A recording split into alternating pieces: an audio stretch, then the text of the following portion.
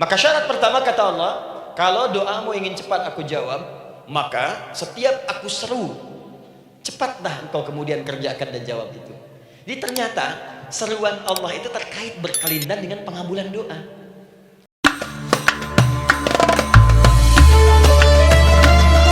Alhamdulillahi Rabbil Alamin alladhi amarana bid-du'a faqala wa qala rabbukum ud'uni astajib lakum فوعدنا بالإجابة فقال وإذا سألك عبادي عني فإني قريب أجيب دعوة الداعي إذا دعان والصلاة والسلام على رسول الله الذي وعدنا بالإجابة عندما ندعو إلى الله سبحانه وتعالى فقال من ضمن دعائه في أسماء الحسنى اقتداء من أصحابه صلى الله عليه وسلم أرأيت ماذا دعوت فقد دعوت بأسمائه الأعظم إذا دعي بها أجاب وإذا سئل بها أعطى اللهم صل وسلم وبارك على رسولك الكريم النبي الأمين وعلى آله وصحبه وأمته إلى يوم الدين أما بعد فيا عباد الله أوصي نفسي وإياكم بتقوى الله فقد فاز المتقون فلا تموتن إلا وأنتم مسلمون. Saudariku sekalian, para ibu baik yang di dalam ruang masjid ataupun yang di luar masjid, di sekitaran masjid dan studio, saya ingin mengajak pada seluruhnya tanpa kecuali, mari kita senantiasa bersyukur pada Allah Subhanahu wa taala atas nikmat yang telah kita dapati sampai dengan pagi hari ini. Syukur itu selalu menambah ketenangan di dalam jiwa. Syukur itu bisa mengentaskan sebagian persoalan hidup yang kita rasakan. Syukur itu bisa menambah kekuatan dari perasaan lemah yang kita rasakan. Dan syukur itu puncaknya bisa mengantarkan ke dalam surga terbaik yang dijanjikan, hingga Allah menyebutkan kemudian dalam Al-Quran, wa qalilun min ibadiyas syakur, sedikit sekali di antara hamba-hambaku itu yang bisa menjadi orang yang pandai bersyukur kepada Allah Subhanahu wa taala.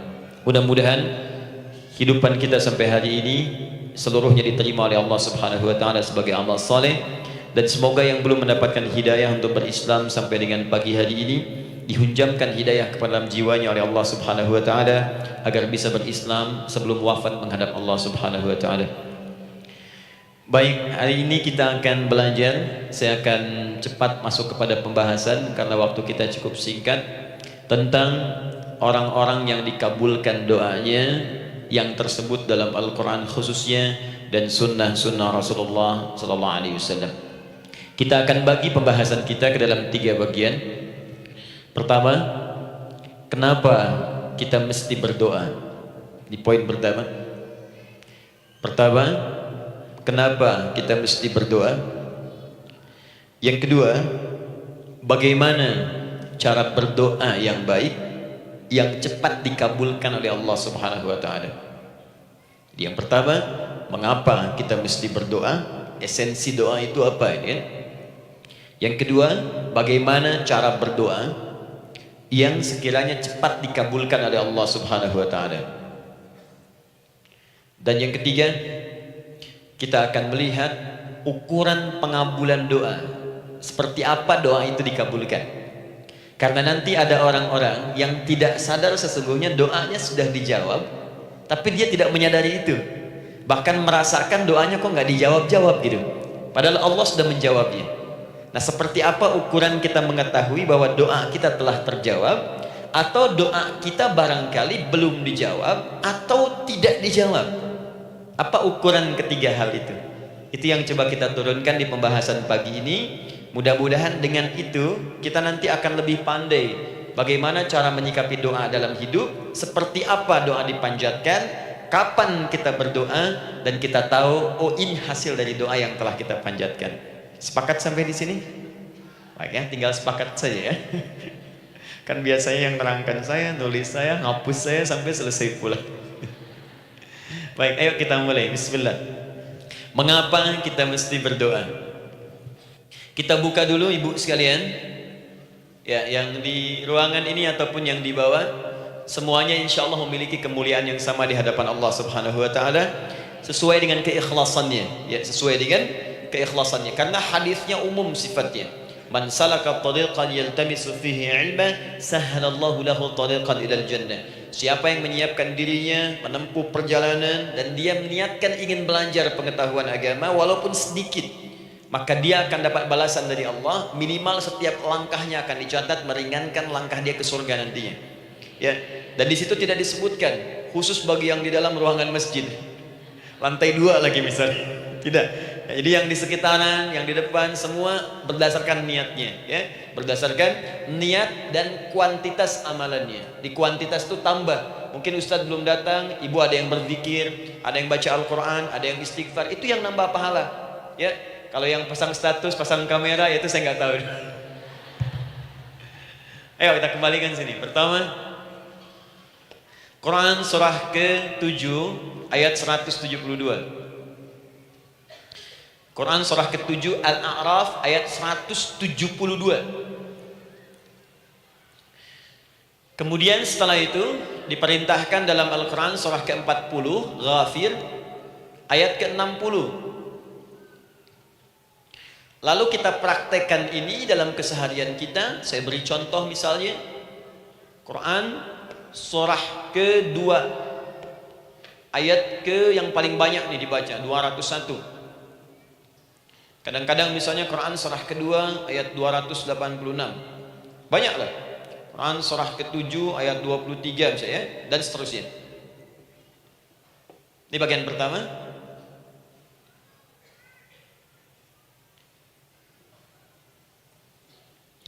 Bagian kedua, nanti kita akan belajar bagaimana cara berdoa yang dikabulkan. Kita ambil satu Quran ke-2 ayat 186. Kemudian yang kedua kita ambil contoh Quran surah ke-17 ayat 110. Kemudian yang ketiga kita ambil contoh yang paling dahsyat di Al-Quran surah ke-3 ayat 38 sampai 39. Ada yang belum berdoa sudah dikabulkan, Masya Allah. Ini ada di Quran misalnya surah ke-3 ayat 31.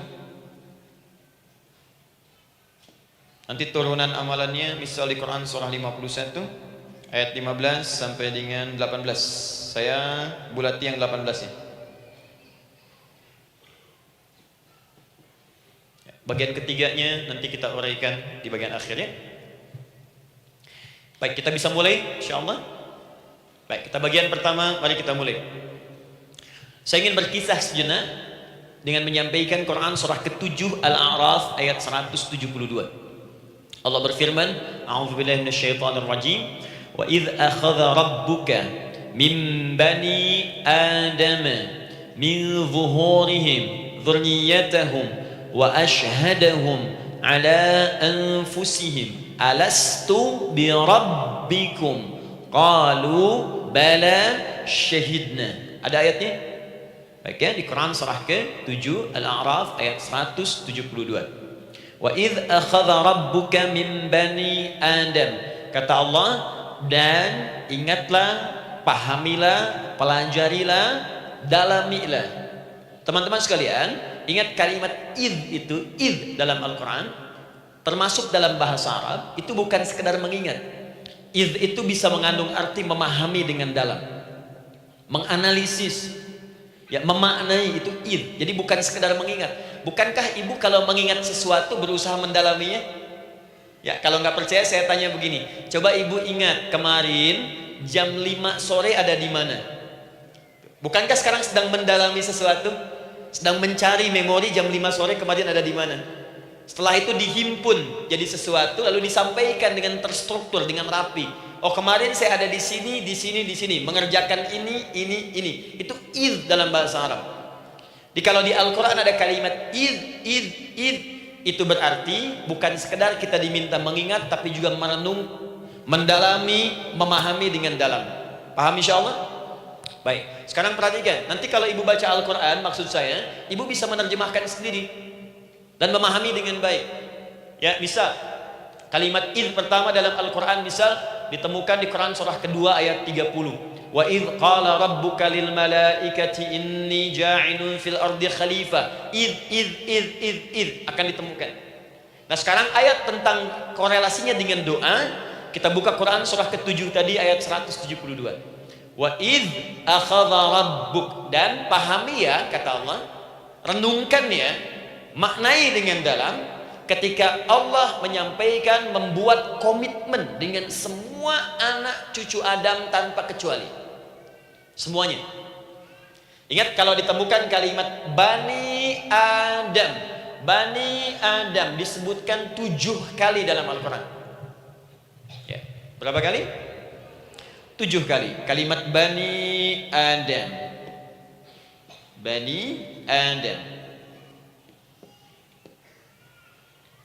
Ini menunjuk pada semua keturunan anak cucu Adam sampai selesai kehidupan ya, dari Nabi Adam alaihissalam, kemudian pasangannya Sayyidah Hawa alaihissalam, kemudian keduanya mulai berumah tangga melahirkan keturunan, diabadikan di Al-Quran surah keempat ya, surah Ibu ayat yang pertama, ya ayyuhan nasu taqu rabbakumul ladzi khalaqakum min nafsin wahidah wa khalaqa minha zawjaha. Di situ kemudian ada Adam, zawjaha Hawa ya, wa batha minhuma rijalan katsiran wa nisaa. Dari situ turun keturunan laki-laki perempuan, laki-laki perempuan. Nanti menyebar Bu ya, menyebar. Ada yang ke Chicago, ada yang di Chicago, ada yang di Singaparna, ada yang di Singapura, semua nyebar ya, di Sunda, dari Jawa sampai ke Sumatera, sampai Indonesia, sampai Nusantara, sampai Asia, Eropa, sedunia. Nanti penyebarannya disebutkan di Quran surah ke-49 ayat ke-13. Ya ayyuhan nasu inna khalaqnakum min dzakarin wa untha. Hai manusia, semua saya ciptakan ada 2 jenis. Kalau bukan laki-laki itu pasti perempuan. Jadi tidak ada yang ketiga. Ingat ya? Kalau bukan laki-laki siapa? Perempuan. Jadi tidak ada misalnya, maaf, laki-laki yang keperempuan-perempuanan, yang gerakannya melambai, ya kata-katanya terlampau lembut misal, dan tidak ada pula perempuan yang perkasa, ya terlampau kuat misalnya, melampaui batas-batas standarnya. Jadi kalau bukan laki-laki pasti perempuan. 2 saja. Jadi kalau misalnya masih ada yang bingung, tentukan dirinya, ya, dan lihat fitrahnya, lihat fitrahnya. Baik, kemudian waja'alnakum syu'uban wa qabaila. Kami tempatkan kalian mungkin beda-beda tempat. Syu'ub, beda tempat. Ya, ada yang misalnya RT, RW, kecamatan, beda kampung, beda negara, sampai seluruh dunia. Wa qabail, satu tempat itu sukunya bisa beda. Coba Ibu lihat misalnya, ya, di daerah Sumatera saja ada berapa suku? Di Sunda paling banyak suku, ya? Banyak sekali. Jadi bisa lain-lain, bisa beda-beda. Nah, lita'arafu, semua saling mengenal, silakan. Nah, ketika semua tadi ditempatkan di semua pelosok dunia, baik laki-laki, perempuan, dari anak keturunan Adam, itu semua anak keturunan Adamnya disebut dengan satu nama saja dalam Al-Quran, yaitu Bani Adam. Jadi kalau kita mau cari keturunan kita, sampai ke asal mula kita, dari kita sekarang, itu semua akan tersambung kepada Adam alaihissalam. Puncaknya akan ke sini. Ya. Dan tidak akan nyasar kemana-mana Bu. Ya, ada sebagian manusia nasabnya tidak ingin Adam, inginnya bergeser, sehingga mengatakan manusia berasal dari monyet katanya. Ya. Ada yang berkata begitu. Ibu sampaikan saja kalau bapak dari monyet, silakan saja, jangan ngajak-ngajak saya, gitu ya. Nah, jadi semua manusia itu pasti akan kembali ke sini, ya, ke Adam alaihissalam. Karena itu saya pernah sampaikan termasuk di sini di hadapan ibu semua, masih ingat mukjizat pertama Rasulullah sallallahu alaihi wasallam saat lahir ke muka bumi. Ingat, Nabi itu sebelum dilantik menjadi Rasul dalam usia 40 tahun, turun surah Al-Alaq, itu diberikan oleh Allah keistimewaan tanda-tanda kenabian. Apa diantara tandanya? Allah perjelas nasab keturunannya sampai Nabi Adam, padahal lahirnya itu ayahnya sudah wafat. Di lahir beliau, ayahnya wafat, tapi nasabnya diperjelas sampai Nabi Adam. Sehingga jelas, orang tidak bisa menyoal. Ini orang nggak jelas nih, ya. Kan suka ada begitu Bu ya, tiba-tiba datang menerangkan sesuatu, siapa itu? Itu nggak jelas. Bahkan sekarang sering muncul statement, siapa sih Ustadz itu? Itu Ustadz nggak jelas. Ya. Nabi nggak bisa disoal karena semuanya jelas. Nasabnya jelas, keturunannya jelas, kemuliaannya jelas, ilmunya jelas. Jadi kalau orang mau menyoal nggak punya peluang. Siapa kamu Muhammad? Saya jelas keturunannya. Muhammad SAW bin Abdullah bin Abdul Muttalib bin Hashim bin Abdul Manaf bin Qusay bin Murrah bin Kilab bin Ka'ab bin Ghalib bin Fihir bin Malik bin Nadar bin Kinana bin Khuzaimah bin Mudrikah bin Ilyas bin Nizar bin Mudar bin Ma'ad bin Adnan bin Addi bin Adri bin Muqawwam bin Nagur bin Tarih bin Ya'rub bin Yasjub bin Nabit bin Ismail alaihissalam bin Ibrahim alaihissalam bin Azar atau bin Nakhur bin Abir bin Kinan bin Arfakhshad bin Sam bin Nuh alaihissalam bin Mihlail Matushala bin Kinan bin Anwas bin bin Adam alaihissalam. Coba ulangi. Jelas. Jelas. Jadi orang nggak bisa nyoal, itu mukjizat ya. Keistimewaan pertama sebelum Allah kemudian angkat menjadi nabi dan rasul di usia 40 tahun. Jadi, kalau ibu ditanya, kamu jelas nggak? Jelas. Apa binnya? Bin Bani Adam. Itu bocoran dari Al-Quran. Ya, kalau ditanya keturunan siapa kamu? Adam. Tahu dari mana? Allah yang menyampaikan langsung. Apa kata Allah? Bani Adam. Jelas ya? Baik. Jadi ini kembali kepada Adam alaihissalam. Nah, semua anak cucu Adam yang saya garis bawahi, sejak mulai terlahir itu sudah ada komitmen dari Allah dengan anak cucu Adam ini sebelum terlahir ke dunia. Sejak dalam kandungan. Jadi kalau ibu belajar hadis, misal dulu saya pernah amanahkan kalau ibu mau belajar dasar-dasar, cari kitabnya Imam An-Nawawi yang Al-Arba'in An-Nawawiyah, 42 hadis. Hadis keempat, ya paling kiri sebelah atas di kitabnya, dari Abdullah bin Mas'ud radhiyallahu taala anhu, ya. Qala Nabi sallallahu alaihi wasallam huwa as-sadiqul masduq. Nabi SAW pernah menyampaikan sedangkan beliau orang benar dan dibenarkan.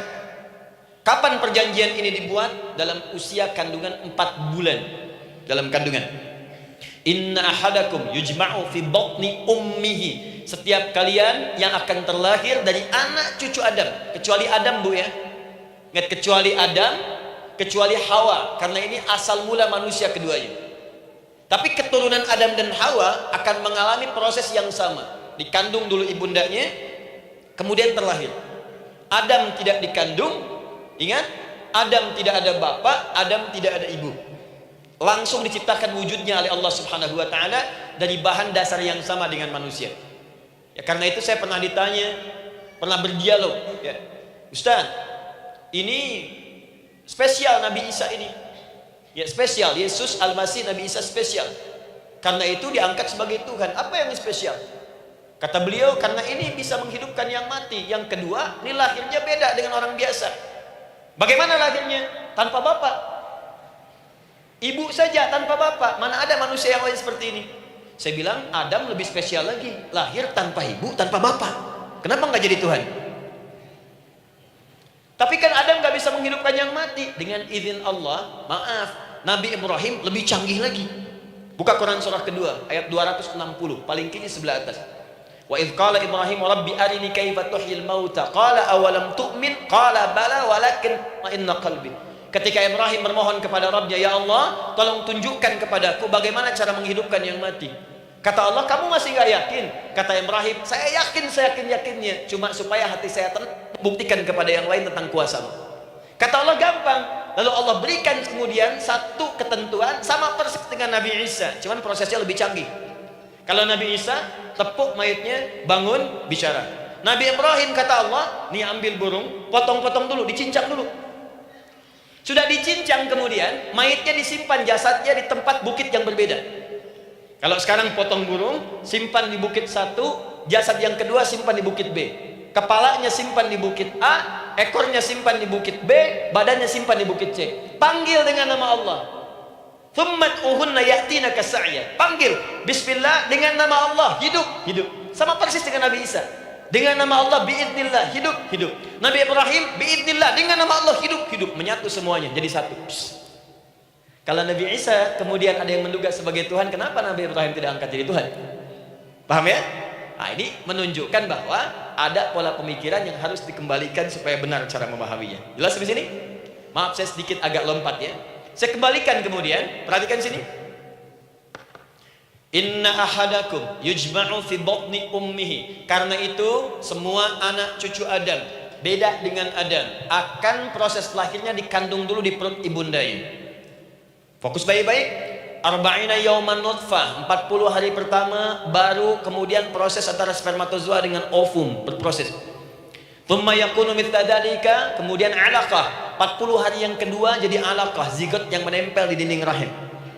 Thumma yakunu mithla dzalika mudghah, 40 hari ketiga berbentuk mudghah, sudah mulai berbentuk daging sekeratan, ada bentuknya. Dan usianya sudah 4 bulan, 40 hari ketiga, 120 hari. 120 hari. Thumma yursalu ilaihil malak, kemudian diutuslah malaikat, fayanfukhu fihi ruh, maka ditiupkan roh ke dalamnya. Jadi ingat, kalau di antara sini, di antara kita ada ibu misalnya yang tengah hamil, tengah mengandung, ingat baik-baik, atau keluarganya, kerabatnya, usia 4 bulan itu roh sudah ditiupkan. Di kandungan sudah ada rohnya. Hati-hati ya. Berapa bulan? 4 bulan. Karena itu nanti ada ayat dalam Al-Quran, Quran surah ke-7 ayat 189.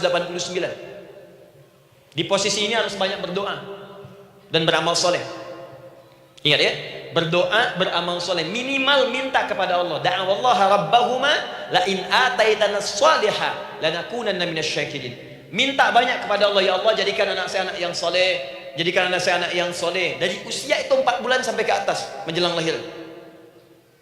Nanti diiringi oleh amal soleh kedua orang tuanya. Ini sudah penelitian dokter muslim, khususnya di Asia Tenggara. Saya diskusi dengan seorang dokter muslim, ternyata ada korelasi amal soleh yang dikerjakan kedua orang tua, ayah dan bunda atau calon ayah dan bunda kepada anak yang sedang dikandung, yang belum dilahirkan. Jadi kalau orang tuanya rajin baca Al-Quran, itu berpengaruh ke anak, Bu. Dan penelitian terkini itu mempercepat anak itu menjadi seorang penghafal Quran ketika lahir. Ya, pernah satu kali dibacakan Al-Quran, posisi janin itu berubah, seperti sujud gitu. Itu penelitian sudah di MRI waktu itu dilihat ya, kelihatan. Jadi ada korelasi antara kesolehan orang tua dengan kesolehan anak yang sedang dikandung. Hati-hati ya. Tapi yang penting diketahui adalah dalam usia kandungan 4 bulan itu disebutkanlah isyarat di Quran surah ke-7 ayat 172 terjadi perjanjian komitmen dengan Allah Subhanahu wa taala. Apa perjanjiannya? Wa idz akhadha rabbuka min bani adama min zuhurihim dzurriyyatahum wa asyhadahum ala anfusihim. Lihat perjanjiannya, saya fokus di kalimat ini, alastu bi rabbikum. Rabb. Apakah engkau akan berkomitmen saat ini bersaksi? Karena kalimatnya bersaksi. Wa asyhadahum, dan mereka bersyahadat, bersaksi, komitmen. Di komitmennya menggunakan kata syahadat di sini. Karena itu nanti setiap bayi yang sudah terlahir dari rahim ibu manapun itu berada dalam keadaan suci karena sudah bersyahadat dalam perut ibundanya. Masih ingat hadis ini? Kullu mauludin yuladu 'alal fitrah. Setiap yang terlahir dari rahim perempuan manapun itu membawa fitrah. Apa di antara fitrah yang dimaksudkan itu? Fitrah keislaman, fitrah mengakui Allah sebagai Tuhan. Itu nanti ada di Quran surah ke-30 ayat ke-30, paling kanan sebelah atas. Quran surah 30 ayat 30.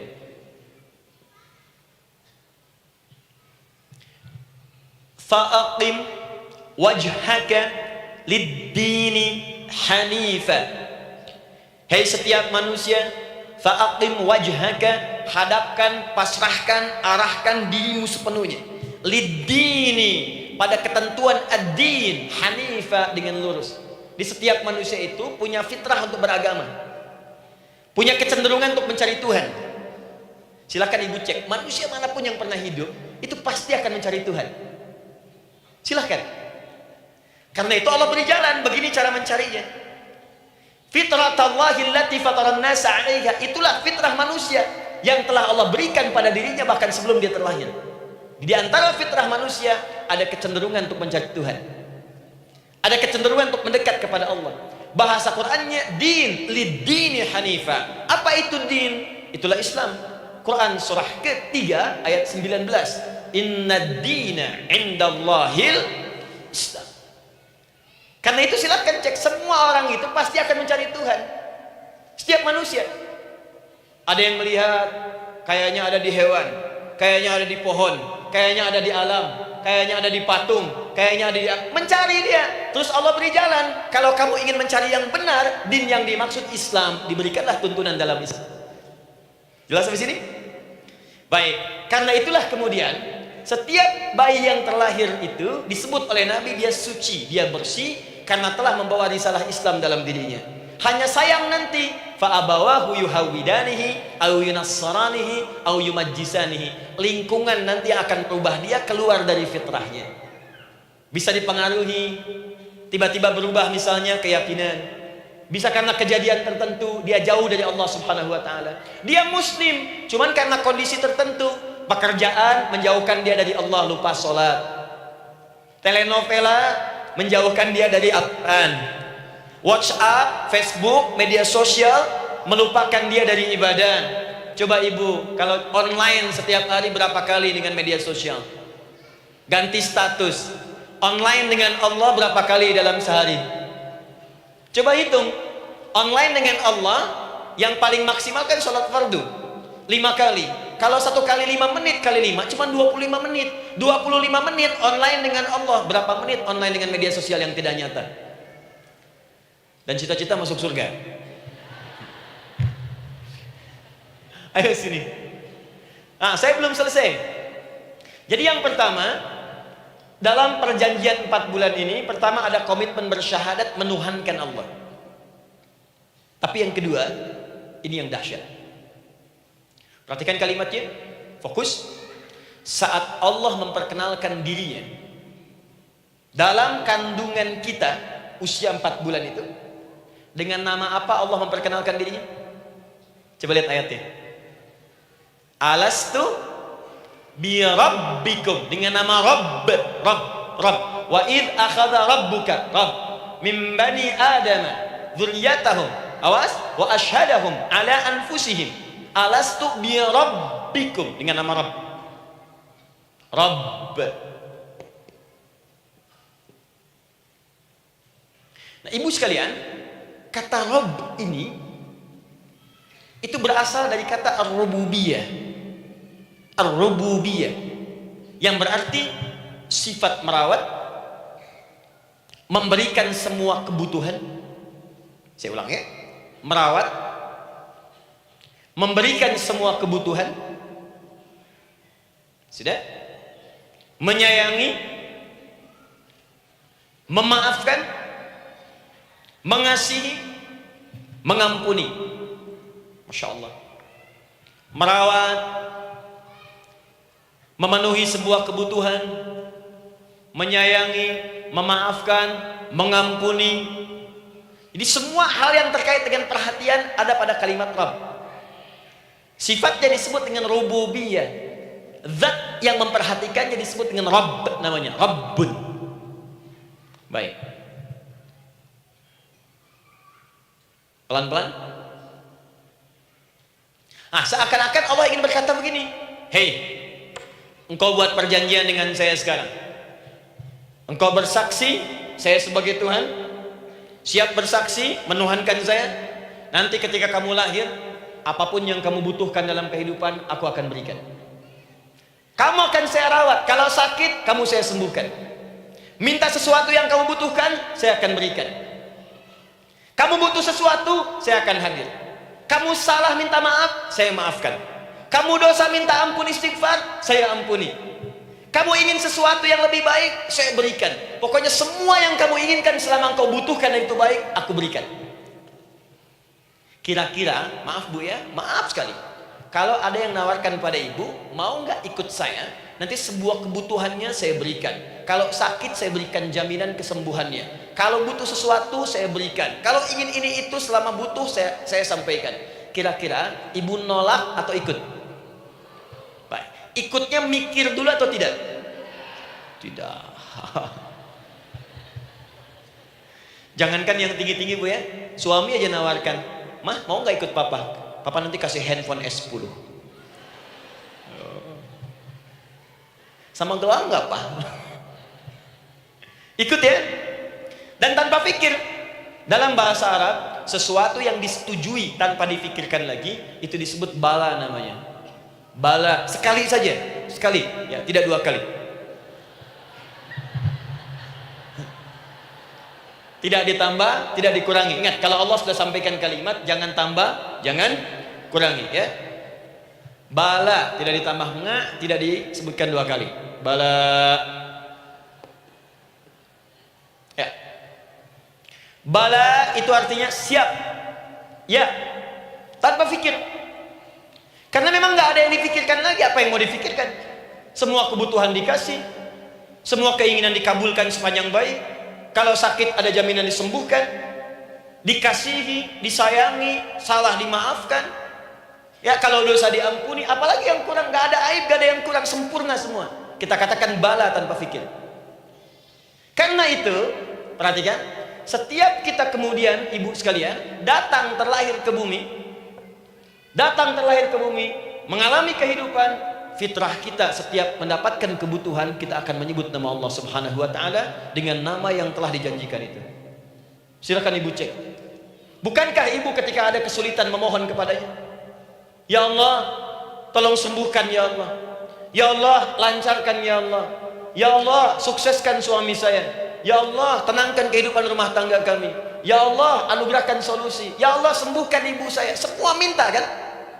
Dan dahsyatnya, ketika ibu memohon kepada Allah itu, ibu gunakan kalimat yang telah disepakati ketika Allah sampaikan kepada kita. Rabb, Rabb, Rabb. Perhatikan, kalau ibu berdoa, doa apa paling favorit? Rabbana atina fid dunya hasanah, fil akhirati hasanah, wa qina. Doa apa itu? Sapu jagat. Bu bayangkan, Nabi aja nggak tahu tuh istilah itu sapu jagat. Ibu tahu? Wah, Masya Allah, Indonesia kreatif, luar biasa. Ada doa sapu jagat, ada doa sapu nggak ada jagatnya, ada doa jagat nggak ada sapunya. Wah, pokoknya luar biasa lah. Ya, ya, lihat, bukankah kalimatnya dibuka dengan Rabb? Rabbana atina fid dunya sana. Rabbana zalamna anfusana wa illam taghfir lana wa tarhamna lanakunanna minal. La yukallifullahu nafsan illa laha ma kasabat wa 'alaiha mak. Perhatikan, Rabbana la innasina Rabbana Rabb. Ini ayatnya. Sapu jagat Quran surah 2 ayat 201. La yukallifullahu Quran surah 2 ayat 286. Rabbana zalamna Quran surah 7 ayat 23. Yang ingin saya sampaikan, setiap kita butuh sesuatu, kita menyebut namanya dengan kalimat Rabb. Kenapa kita katakan Rabb? Karena Allah sendiri menyebutkan dengan kalimat Rabb. Alastu bi rabbikum, saya nanti adalah Tuhan yang akan memperhatikan kalian, menyayangi kalian. Saya Tuhan yang akan merawat kalian, memberikan semua kebutuhan. Makanya ibu tuh kalau ada persoalan nagih seakan-akan ke Allah. Ya Allah, kan engkau yang berjanji kepada saya. Engkau yang berjanji, engkau yang menepati, ya Allah, karena engkau Tuhan. Kalau manusia, dia berjanji, dia yang mengingkari. Dia awali, dia yang akhiri. Tapi engkau beda, ya Allah. Kenapa? Engkau berjanji, engkau yang menepati. Quran surah ketiga ayat 9. Innallaha la yukhliful mi'ad. Engkau yang berjanji, engkau yang menepati. Engkaulah awal dan akhir dari semua hal. Engkau mengatakan saya Rabb yang akan memberikan semua kebutuhan. Sekarang saya butuh, ya Allah. Engkau berjanji akan menyembuhkan, sekarang saya sakit, ya Allah. Engkau berjanji akan memberi solusi, sekarang saya sedang punya masalah, ya Allah. Engkau berjanji akan memberikan kesuksesan, sekarang saya sedang menapaki itu, ya Allah. Makanya ibu sebutkan kalimat Rabb, Rabb, Rabb, Rabb. Jadi sesungguhnya doa itu adalah fitrah dari setiap manusia, karena mulai dibangun komitmen sebelum dia dilahirkan ke muka bumi. Jadi kalau kita bicara tentang doa, doa itu fitrah kehidupan bagi setiap manusia. Hidup. Sekaligus penanda komitmen yang membedakan antara Khalik dengan makhluk, hamba dengan Allah, manusia dengan Tuhan. Kan Allah katakan saya Rabb, ya, saya yang ngasih, saya yang Tuhan.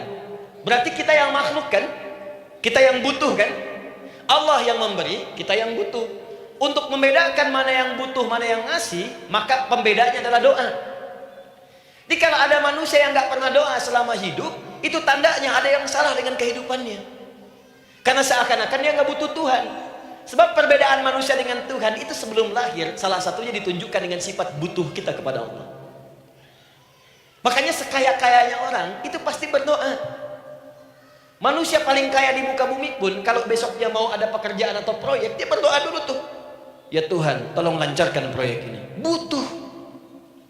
Pejabat setinggi-tingginya, kalau sudah mau mulai kemudian ada pemilihan, kalau mulai ada kebijakan, kalau mulai ada apapun berdoa juga. Itu tandanya butuh. Butuh. Di setiap manusia itu pasti butuh dengan Allah.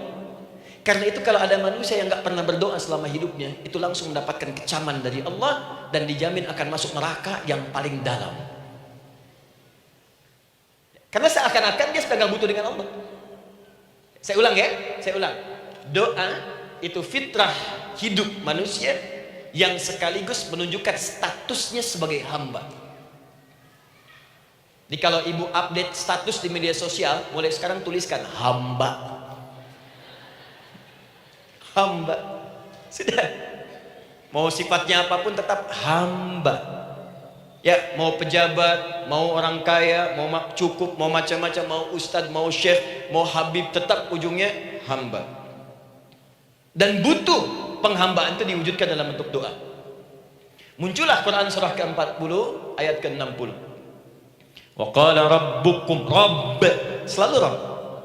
Wa qala rabbukum ud'uni astajib lakum innal ladzina yastakbiruna an ibadati awas sayadkhuluna jahannama dakhirin. Allahu akbar. Dan Rabbmu berfirman mengingatkan kembali kepada kalian semua, hei hamba-hambanya, kalau ada kebutuhan, kalau ada masalah, kalau ada permintaan, kata Allah, ayo doa sama saya, minta. Kan kita sudah bikin perjanjian. Makanya Allah katakan kalau punya masalah, Bu, berdoa, bukan mengeluh. Kalau punya persoalan, Bu, berdoa, bukan bikin status. Rasanya aku tidak sanggup. Ditulis di Facebook. Apain? Terus kalimat Allahnya pun jelas. Minta kepadaku, bukan mengeluhkannya. Kamu tidak seperti yang aku kira. Nungguin komen sambil masak, celing ada satu, ucuk kunaon. Makin meluas masalah. Untuk abi mas sabar. Sudah. Paham ya? Jadi ini kaidah hidup yang pertama, sebetulnya sederhana, cuma jarang digunakan gitu. Sederhana, cuma jarang dipakai. Kata Allah kan, kamu doa itu saya kasih ketenangan. Jadi Bu, gini, doa itu manfaatnya walaupun solusi belum datang, tapi hati tenang. Tenang. Jadi kalau mau curhat-curhat sama Allah, sampaikan, minta, mohon, berikan. Minimal tenang. Saya kasih rahasia ya. Ini di antara kita saja nih. Lihat sini. Saya hapus dulu deh. Bismillah. Masya Allah. Mau ngapus sendiri, nulis sendiri, penghapus, lari sendiri.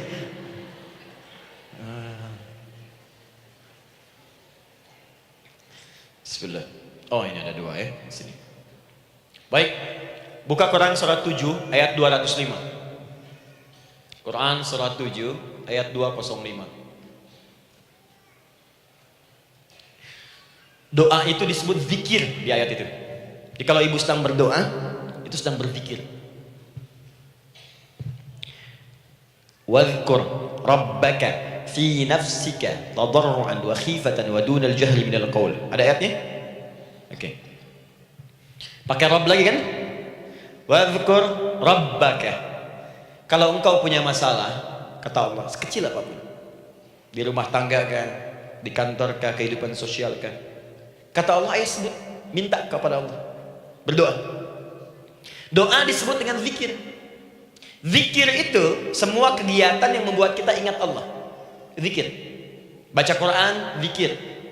Dalilnya Quran surah ke-15 ayat 9. Inna nahnu nazzalna dzikra. Kami turunkan Al-Quran sebagai zikir. Menghafal Quran, zikir. Quran surah 54 ayat 17, ayat 22, ayat 32, ayat 40. Walaqad yassarnal Qur'ana lidzikri. Kami akan mudahkan Al-Qur'an untuk diingat, dihafalkan, zikir sebagai zikir kepada Allah.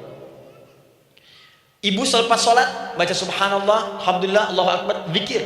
Quran surah keempat ayat 103. Fa idza qadaitumus salata fadhkurullah. Maka jika Anda telah tuntas mengerjakan sholat, segera berzikir kepada Allah. Sholat sendiri zikir. Quran surah ke-20 ayat ke-14. Innani anallahu la ilaha illa ana fa'budni wa aqimis salata lidzikri. Saya Allah, kata Allah. Tidak ada Tuhan selain saya. Sembah saya. Bagaimana menyembah Allah? Tunaikan sholat sebagai zikir kepada Allah. Zikir. Di zikir semua amalan yang mendekatkan kita dengan Allah. Doa itu satu dari bagian zikir. Tapi tahukah ibu fungsi zikir yang paling utama itu apa? Quran surah 13 ayat ke-28. Ala bidzikrillahi tatmainnul qulub. Yakinkan pada dirimu, kalau zikirmu benar kepada Allah, maka dia akan berdampak kepada hati menjadi lebih tenang. Zikir itu manfaat pertamanya membuat hati tenang, Bu. Tadi saya contohkan. Baca Al-Quran zikir kan? Jadi kalau ibu sedang tidak tenang, sedang gelisah, ada masalah, daripada mengeluh sana sini, wudu, Bu, wudu. Ambil mushaf, baca. Saat baca itu mungkin solusi belum datang, tapi hati itu lebih tenang. Kaitan dengan bahasan kita, doa, minta doa. Jadi kalau orang punya masalah itu, kalau berdoa, walaupun solusinya belum datang, walaupun kemudian jawabannya belum tiba, minimal hati ibu itu tenang. Ini dia. Kan surah 13 ayat 28. Rumus ini pakai, gunakan dalam hidup. Karena yang tahu kehidupan kita itu Allah yang menciptakan kita. Yang tahu pesawat, yang bikin pesawat. Yang tahu handphone, yang bikin handphone. Yang tahu mikrofon, yang bikin mic-nya. Yang tahu kita, yang menciptakan kita. Ikutilah petunjuk Allah yang menciptakan kita, maka akan langsung terasa manfaatnya. Ibu tidak percaya, silahkan lakukan. Rasakan bedanya, bedakan rasanya, dan pasti akan terasa bedanya. Akan lain. Tuh. Doa. Tapi ingat, yang paling penting kata Allah, doa itu bukan sekedar penting permohonannya, tapi menunjukkan status kita sebagai hamba di hadapan Allah Subhanahu wa taala. Jadi kalau ada orang selama hidup tidak pernah berdoa, artinya dia mengingkari statusnya sebagai hamba di hadapan Allah Subhanahu wa taala. Mau menyejajarkan diri dengan Tuhan.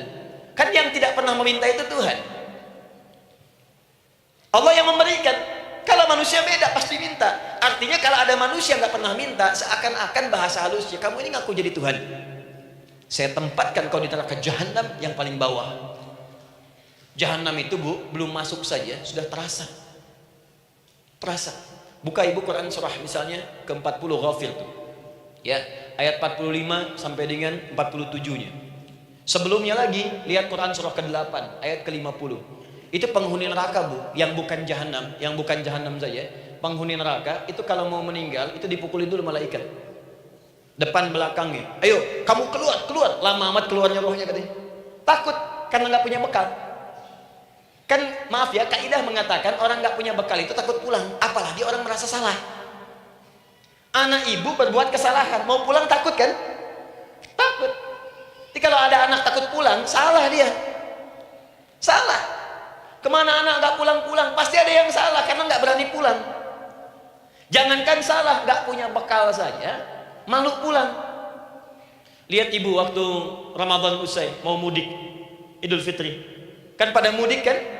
Kenapa mau mudik dan senang mudik? Karena punya bekal, Bu. Dikumpul-kumpulkan itu selama 11 bulan untuk 1 bulan saja. Itu pun paling berapa hari? Kumpulin. Terus telepon keluarga, insya Allah aku pulang hari ini. Wah, senang semuanya. Padahal mudiknya cuma pakai motor, Bu. Motornya bebek, bekalnya singa. Serius saya, motor bebek bekal singa. Ada kardus belakangnya, tulisin. Terus tambah pelepah pisang buat begini. Belakangnya ditulisin, aku pulang sayang. Jalan mudik. Terus yang di rumah kan senang nerimanya.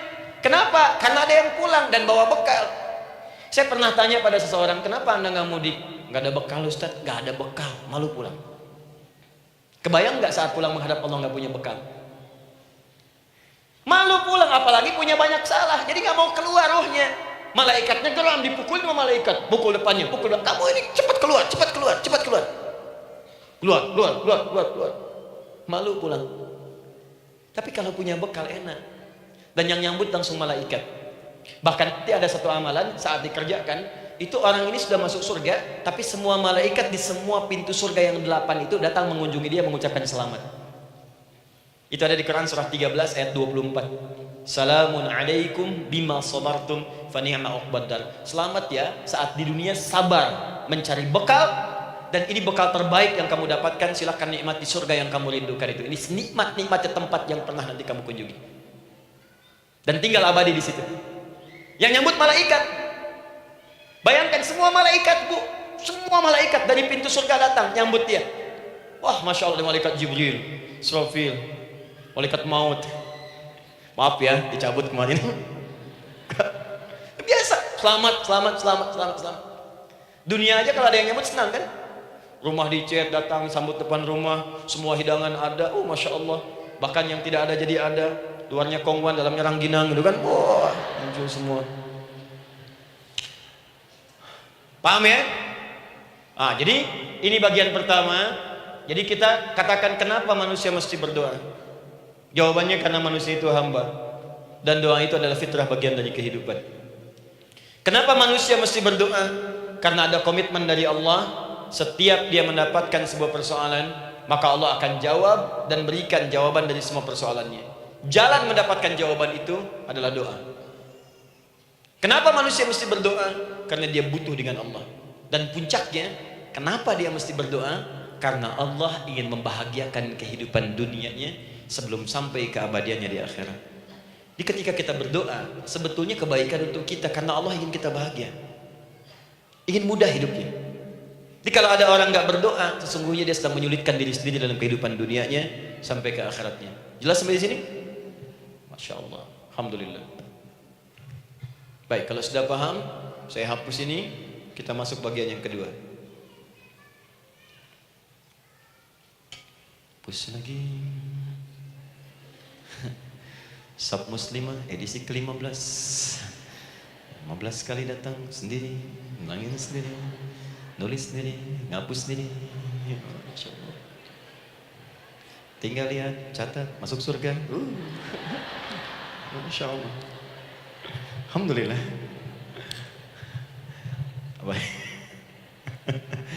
Baik. Sudah? Alhamdulillah. Saya ingin setiap pembahasan kita dipahami ya. Saya tidak menyukai kalau datang melihat tapi nggak paham gitu. Ya, dengar tapi nggak paham. Saya tidak ingin satupun keluar dari sini kecuali paham. Ya. Ibu paham? Paham Ustaz. Pada pamit ya, silahkan. Apa yang Ibu pahami? Doa.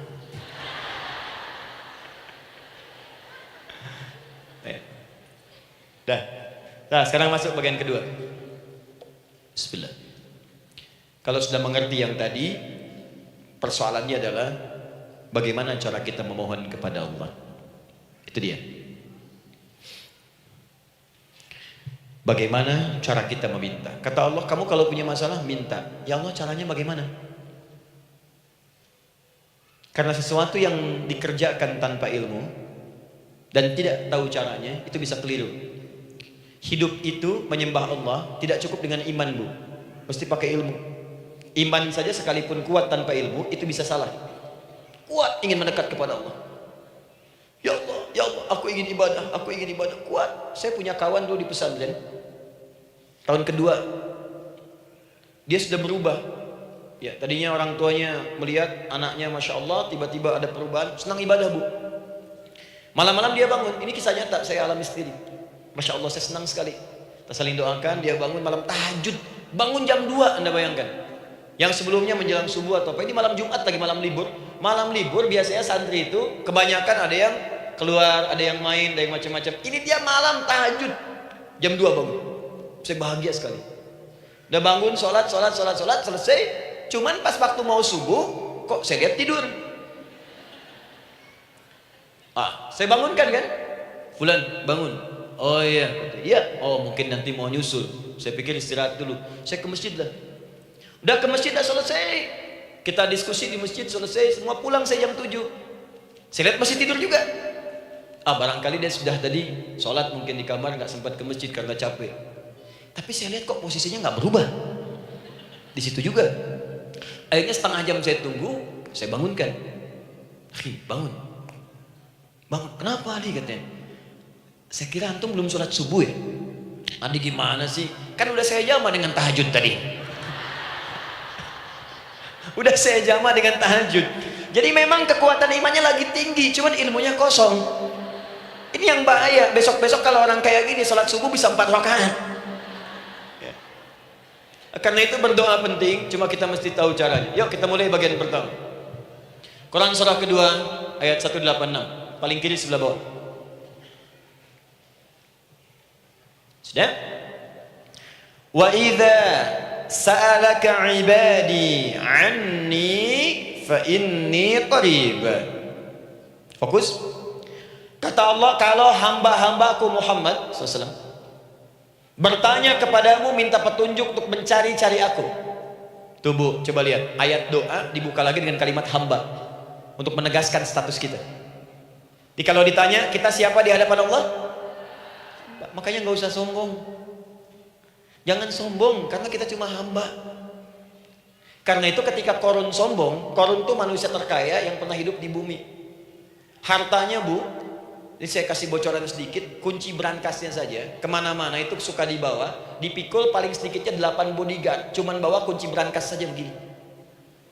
Di Korun pengen ngasih tahu, kalau ada yang pengen nyuri di tempat saya silahkan aja, ini aja bodyguard saya ngangkat kuncinya susah. Korun. Jadi kalau Anda tidak sekaya Korun, jangan ikutan sombong, telat. Telat, gak ada kerjaan, sudah ada yang lebih kaya. Ya, dan apa yang terjadi? Fakhosabna, kata Allah, kami telan. Likuifasi, telan oleh bumi semua. Dengan kekayaannya semua habis. Jadi ketika ada seseorang yang lupa dengan statusnya sebagai hamba, maka Allah akan memberikan pelajaran kepadanya untuk taubat. Kalau nggak mau taubat juga, telan habis untuk menunjukkan kamu tuh bukan Tuhan, saya Tuhannya. Maka jangan ikutan sombong. Kalau ada yang baru punya Ferrari, Lamborghini, Lamborghini, ya, wah, bikin rame di jalan, cuman nggak update status, kasih tahu, maaf Mas, telat. Itu gambaran hidup. Dan ingat, setiap dibuka dengan kalimat permohonan, itu kalimatnya hamba. Hambaku, hambaku, hambaku.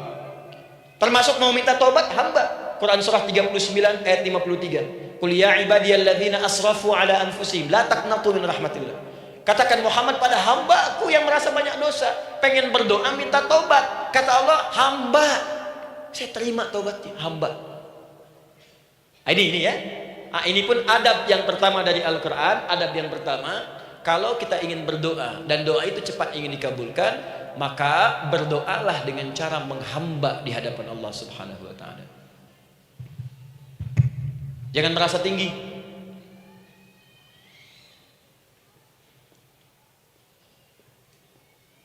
Saya turunkan caranya.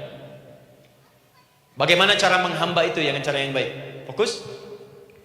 Wa idza sa'alaka 'ibadi 'anni, Muhammad SAW, jika ada hamba-hambaku bertanya padamu tentangku, ingin mencari-cari aku. Masya Allah, Ibu, maaf ya. Biasanya kan kalau orang mencari Allah, ingin mendekat kepada Allah, entah itu datang ke masjid, bangun malam, biasanya motifnya cuma 2. Satu, ada kebutuhan, pengen berdoa, terus dekat sama Allah. Besok mau arisan, malamnya tahajud. Anak mau ujian, baru puasa, kan?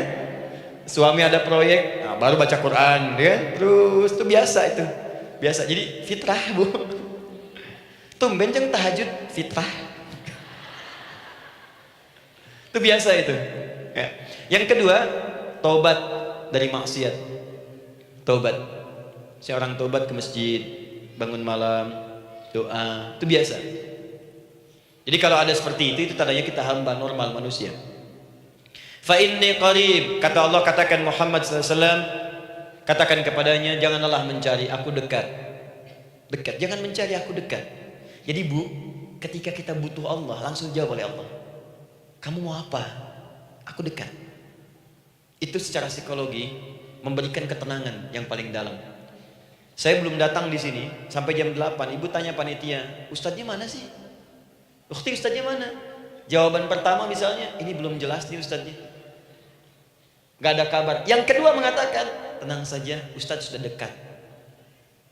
Maka yang kedua itu lebih menenangkan kepada kita. Ketika ibu mencari, ya Allah, saya sedang ada masalah, langsung dijawab oleh Allah, tenang, aku dekat denganmu, mau minta apa? Itu bu, jadi kalau ibu sedang punya persoalan, psikologi Al-Quran mengatakan, langsung merasakan Allah itu bersama kita, dekat, menunggu kita mau minta apa. Ibu punya masalah dengan suami, ingin mengadu, lu kata Allah, saya dekat, kamu kenapa? Ada masalah apa? Ayo minta, ayo cerita, mohon. Ibu punya masalah dengan anak, ibu punya masalah dengan tetangga, di pekerjaan, kehidupan sosial, kata Allah, saya dekat. Nah, perasaan itu hadirkan dalam jiwa kita. Ini sekarang jarang didapatkan. Jadi kalau ada masalah itu, hal pertama yang dilakukan itu belum ingat Allah, itu masalahnya. Di kebanyakan manusia itu kalau punya masalah, selalu ingin yang pertama itu solusinya, bukan Allahnya. Kan pemilik solusinya Allah. Jadi kalau kita ingat pada yang memiliki, maka apapun yang kita minta akan diberikan. Bahkan ada orang yang saking ingatnya dengan Allah, sebelum minta sudah dikabulkan. Itu yang dahsyat. Nah, sekarang setelah kita paham tentang kedekatan ini, kemudian kita praktekkan. Jadi bu, ya maaf ya, ketika ibu punya masalah apapun, yang pertama diingat Allah. Allah, Engkau telah berjanji, Engkau pasti akan tepati. Ya Allah, sekarang aku ada persoalan. Nah, sekarang teruskan ayatnya. Ujibu da'watad da'i idza da'an. Ujib.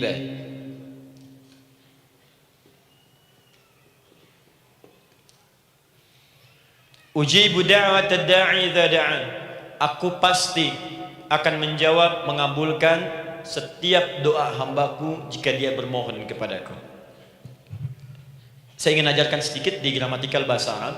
Ujib itu disebut dengan fi'il mudhari namanya. Saya kasih rumus cepat bu ya. Insya Allah kalau ibu fokus dengan rumus ini, ibu nanti bisa memahami Al-Quran dengan baik. Saya kasih satu kalimat, hafalkan baik-baik. Ini gampang kok. Anita.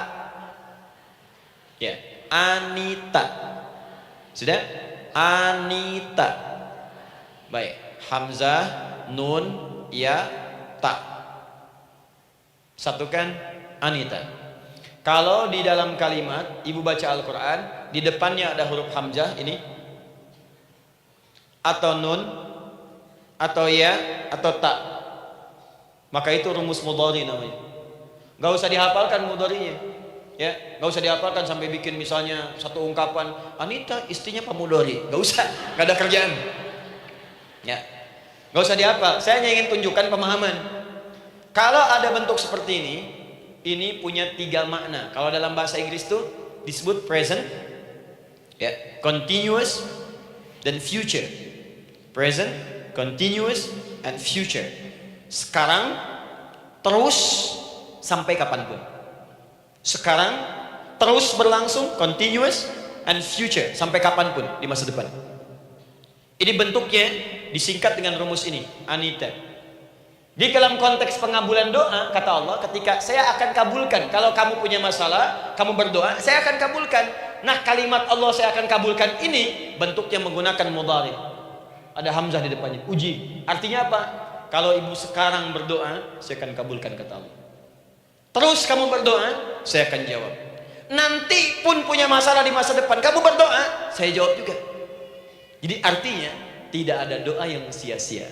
Semua doa, ingat, sepanjang kita butuhkan, pasti Allah berikan. Doa itu sepanjang kita butuhkan, pasti akan dijawab.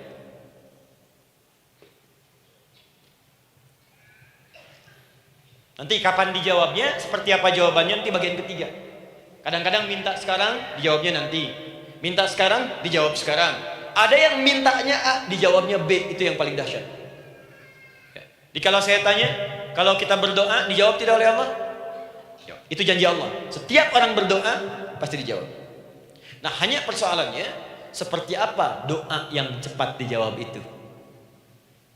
Apakah semua doa langsung dijawab seketika? Akankah mendapat jaminan langsung dijawab? Ternyata kalimat dijawab ini diikat dengan syarat ketentuan berlaku. Apa di antara syarat dan ketentuannya ini? Teruskan ayatnya. Falyastajibuli. Syarat pertama, kalau doamu ingin cepat aku jawab, falyastajibuli, maka engkau pun harus cepat merespon setiap seruanku. Jawab seruanku dengan cepat. Doa ingin dijawab oleh Allah, maka kata Allah, kamu pun harus menjawab setiap seruanku. Jawab seruan Allah.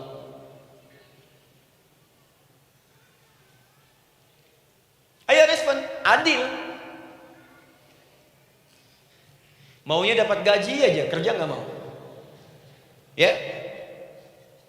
Apa ibu pikir duduk manis santai di ruangan tengah, tiap bulan suami datang berikan uang belanja? Belum tentu.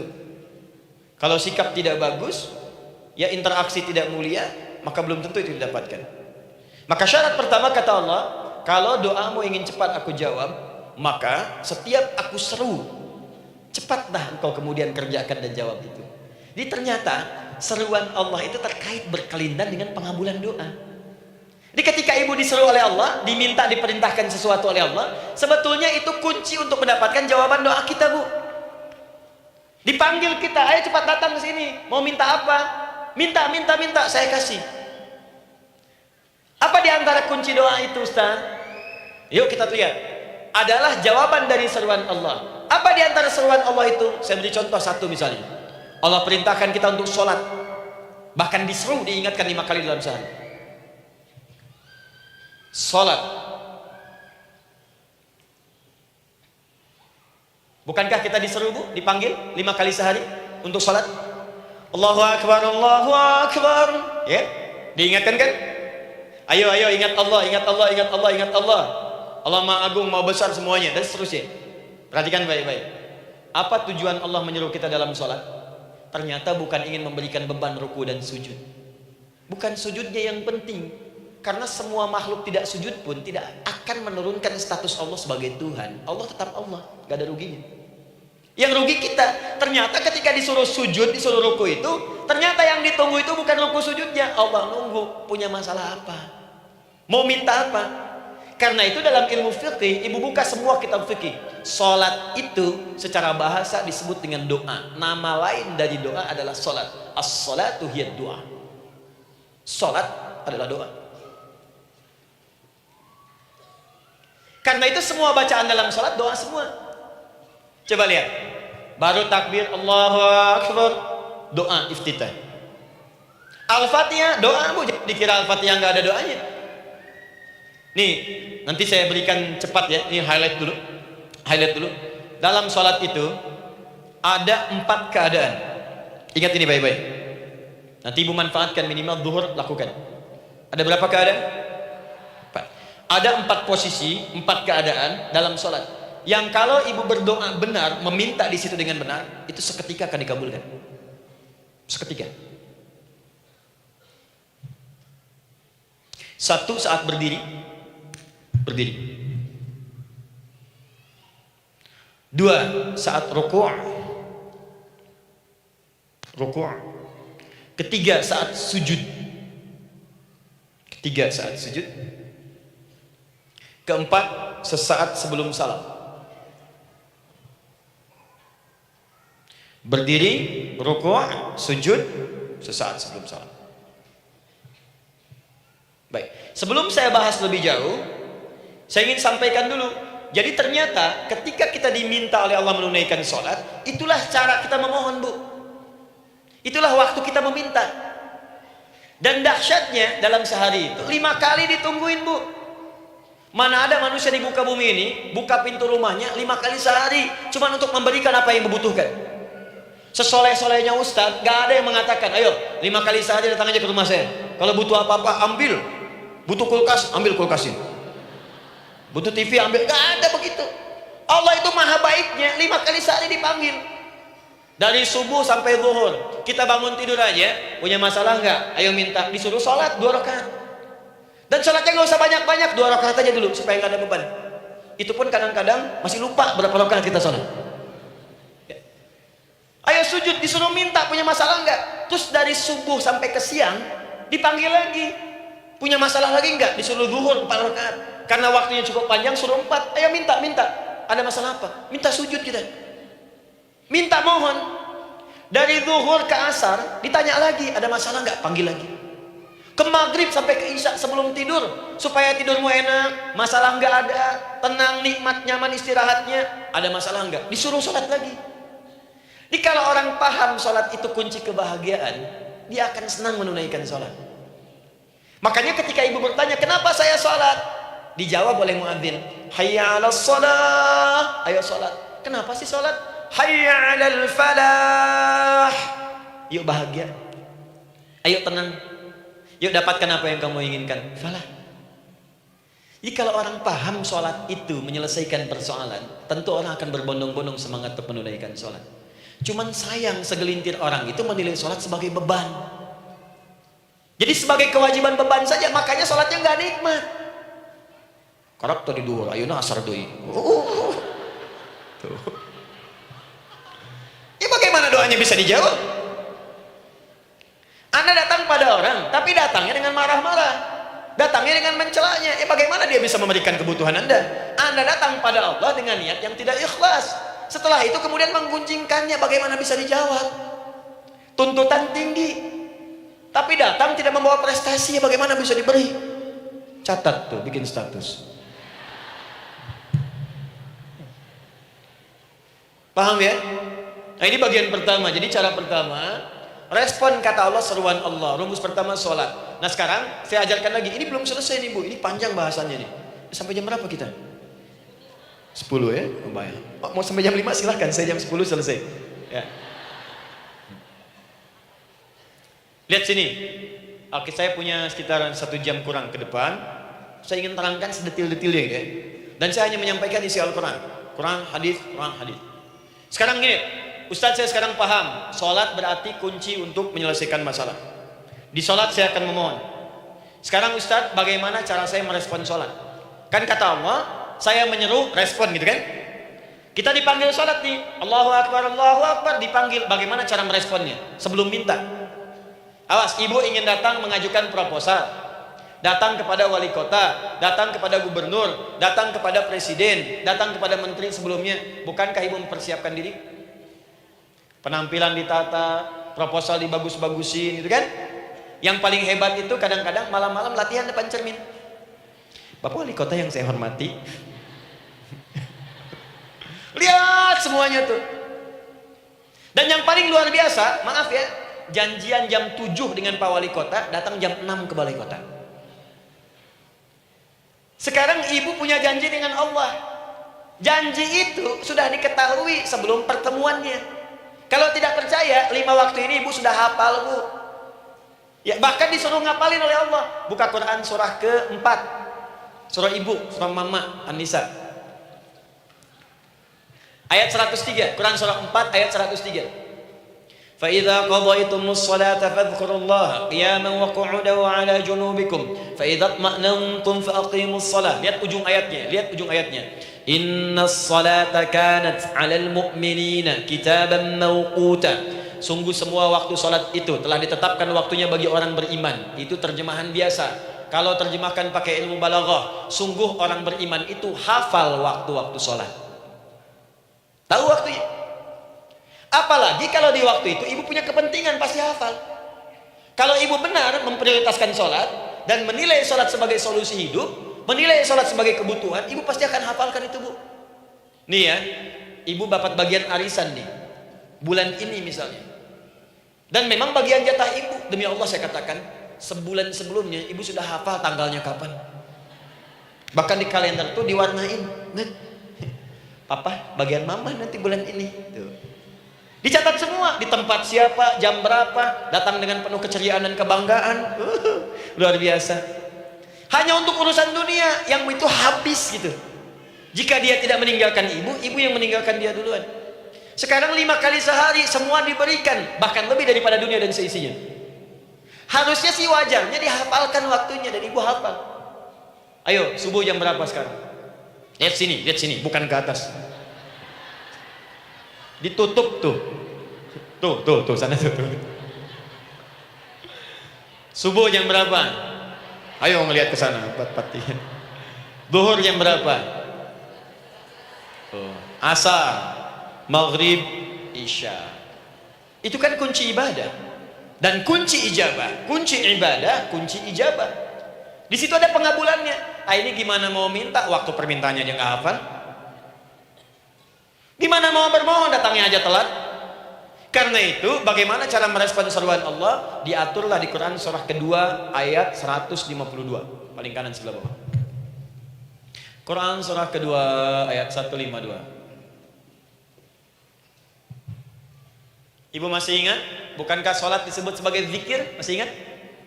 Ya, di surah ke-20 ayat 14. Wa aqimis sholata lidzikri, tunaikan sholat sebagai zikir kepadaku. Sekarang lihat ya. Lihat ketentuan Allah ya. Kalau ibu dipanggil untuk sholat, dipanggil untuk zikir, cepat respon.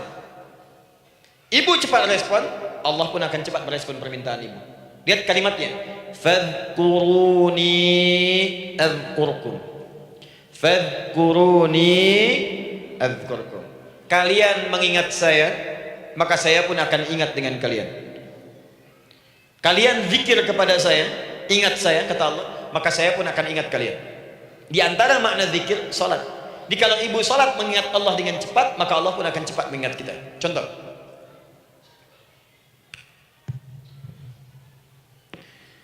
Saya ambil waktu subuh misalnya. Di Bandung 4:33. 4:43. Oh, lihat kesana lagi terjadi perbedaan pendapat, ya. Ada yang 4:33, ada yang 4:34, ada yang 4:35 dan seterusnya. Yang ambil tengah-tengah lah, 4:35 misalnya.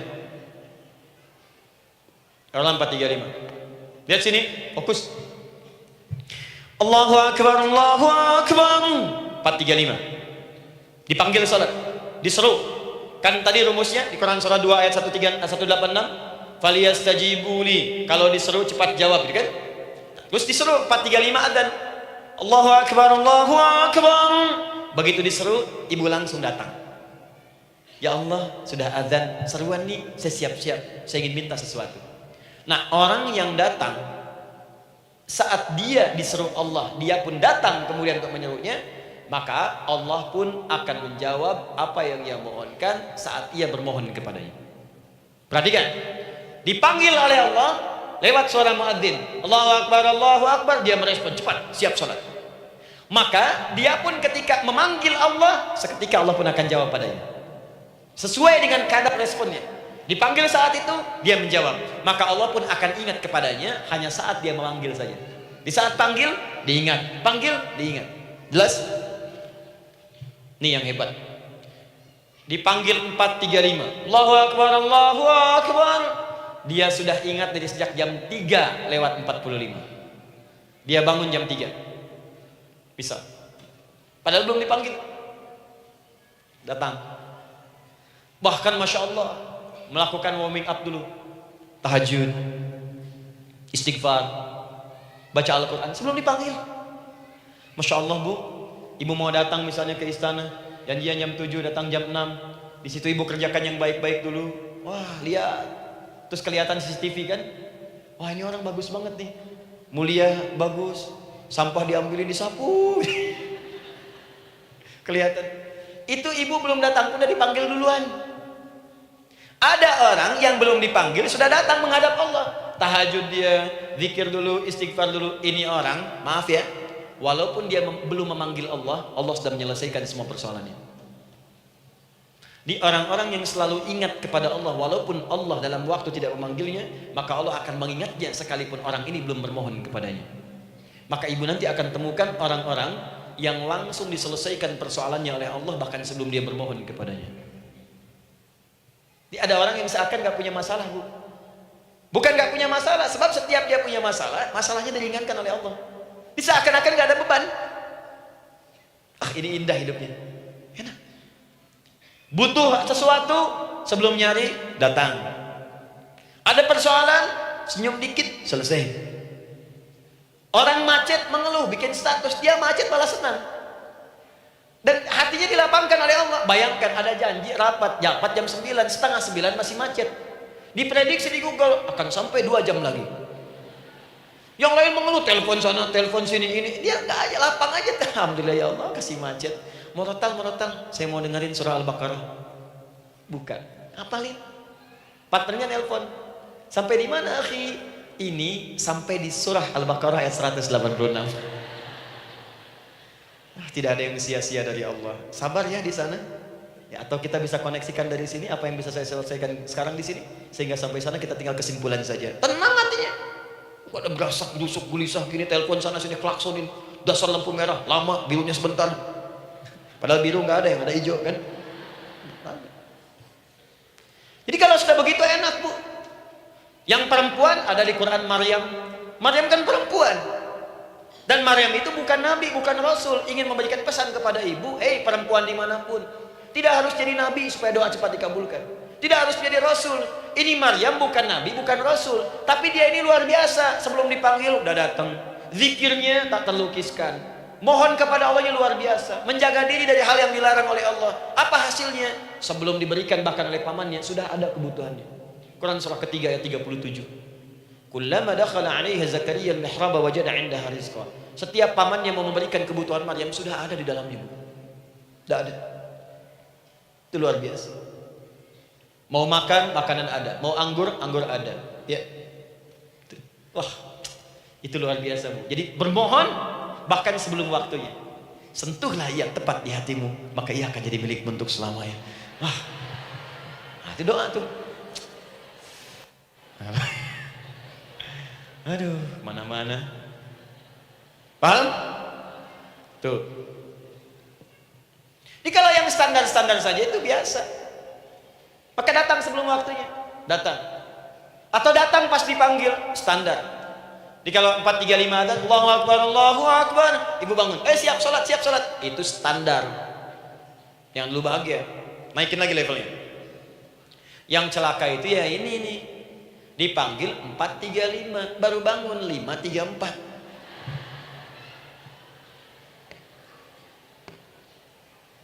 Sholat subuh belum, nuntutnya udah banyak. Ya Allah, kurang apa lagi aku bermohon kepadamu? Sudah aku meminta sekarang, sholat subuh aja belum. Jadi mana keadilannya? Jadi yang pertama, respon seruan Allah. Disitulah Allah pun akan cepat merespon apa yang kita kemudian butuhkan. Jadi yang pertama lewat sholat ya, Bu ya. Ingat sholat. Dan sholat itu tadi dari 4 posisi saya ajarkan yang pertama saja satu, supaya nggak terlampau panjang ya. Berdiri, Bu. Saya ajarkan satu. Setiap ibu dalam keadaan berdiri dan membaca Al-Fatihah pada kalimat iyyaka na'budu wa iyyaka nasta'in.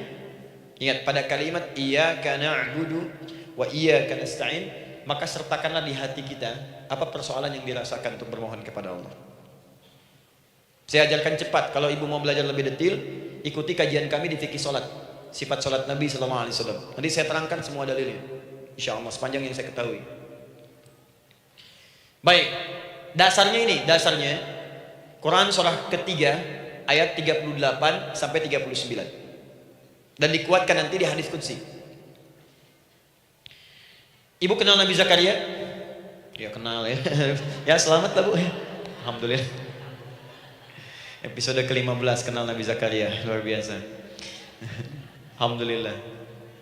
Nabi Zakaria punya persoalan, sudah berumah tangga, belum ada keturunan. Fisiknya sudah letih, rambutnya sudah memutih, dan mohon maaf istrinya divonis menopause dan mandul secara medis klinis.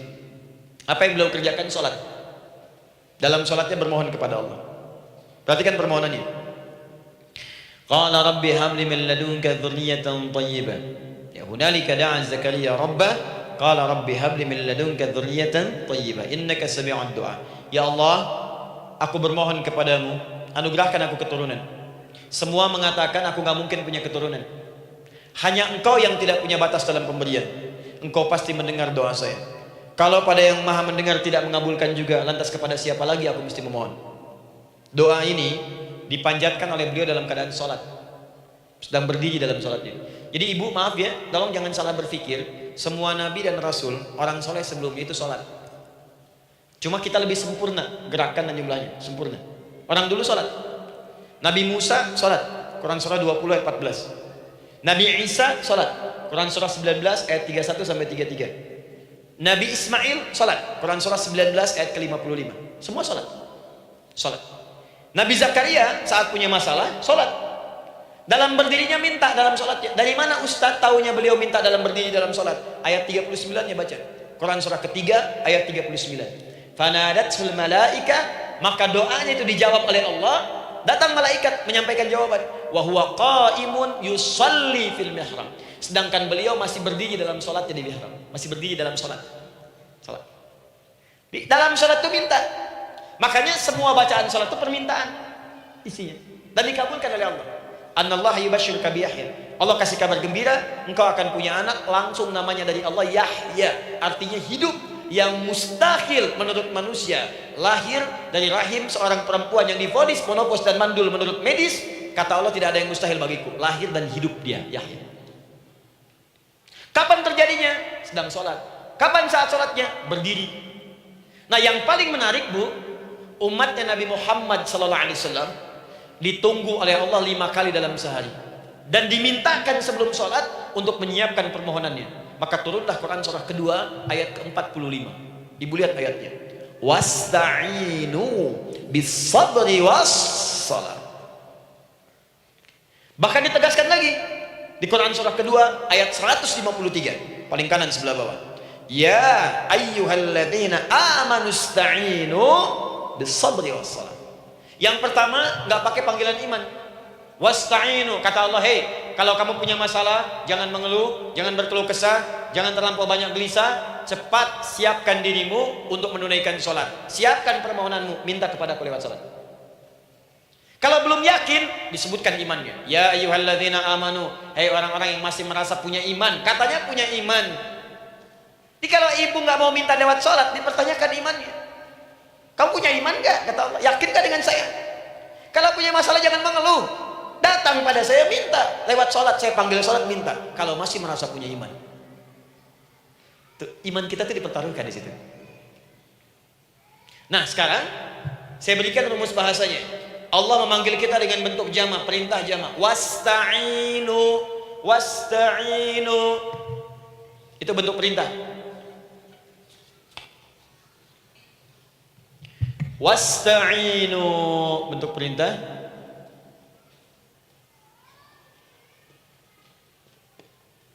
Wasta'inu. Dan jika kalian, perhatikan cara menerjemahkannya, dan jika kalian punya persoalan dalam hidup, punya kebutuhan, maka bergegaslah, siapkan dirimu untuk minta kepadaku solusi. Wasta'inu, dan mintalah oleh kalian pertolongan, solusi. Bisabri wassalah. Pertama, sabar dulu. Sebelum sholat, sabar dulu dengan itu. Tahan dulu, terima dulu. Jangan mengeluh, terima dulu. Nanti dalam sholat minta solusi. Itu maksudnya. Punya masalah sekarang jam 9 lewat. Sabar, tahan dulu. Koreksi diri, istighfar. Nanti zuhur minta. Atau duha sekarang sholat. Datang ke masjid, sholat duha minta. Tahiyatul masjid minta sekarang. Sabar. Ini sabar, terima dulu. Jangan mengeluh, sabar. Ingat, terima, sabar. Karena Allah mustahil memberikan ujian masalah kalau kita tidak sanggup menerimanya. La yukallifullahu nafsan illa. Saya sering katakan, Bu, ya, maaf kalau kalimat ini mungkin kurang berkenan, tapi kalimat ini nyata. Kalau ibu sekarang punya masalah seberat apapun, itu artinya hanya ibu yang sanggup untuk menerimanya. Saya tidak. Betul, karena itu persoalan itu dititipkan kepada ibu, bukan kepada seorang bernama Adi Hidayat. Ibu yang dipercaya. Ya, ibu dipercaya oleh Allah. Kenapa ibu tidak yakin dengan itu? Karena cuma ibu yang bisa mengatasi. Ibu yang mampu, saya tidak. Karena itu dititipkan pada ibu. Kaidahnya la yukallifullahu nafsan illa wus'aha. Allah nggak akan berikan beban ujian masalah kalau dia nggak mampu. Artinya kalau saya nggak mampu, saya nggak dikasih. Ibu mampu, ibu diberi. Jangan mengeluh. Kenapa mesti saya, ya Allah? Kamu mampu. Ya Allah, why me? Why not? Kamu yang bisa. Nah sekarang wassalah, setelah terima itu, tapi juga jangan terlampau kepedean. Memang cuma saya yang mampu, ya, bikin status. Kemudian sholat, kita akan katakan, ya Allah, Engkau perintahkan saya untuk minta tolong. Sekarang saya akan minta kepadamu. Lalu kita katakan, maaf ya, ya Allah, saya sekarang punya masalah. saya ingin bermohon kepadamu, saya ingin minta kepadamu ya Allah, saya mohon ya Allah. Maaf Bu ya, maaf ya, sebentar. Ibu kalau punya masalah sedikit atau banyak? Banyak. Yang punya masalah ibu saja atau anak juga punya masalah? Kadang-kadang bukankah anak yang punya masalah ibu yang minta? Bukankah suami yang punya persoalan ibu yang bermohon? Kan? Karena itu kalau kita ingin memohon kepada Allah dengan persoalan yang kompleks mewakili yang banyak, maka pertama kalimatnya diawali dengan huruf na. Berarti kami, kita, semua. Jelas ya? Nah, ibu ingin robah kalimatnya minta tolong. Kata Allah, minta kepadaku pertolongan. Wasta'inu. Ibu ingin robah menjadi bentuk permintaan. Rubah kalimatnya menjadi nasta'in. Nasta'in. Nasta'in.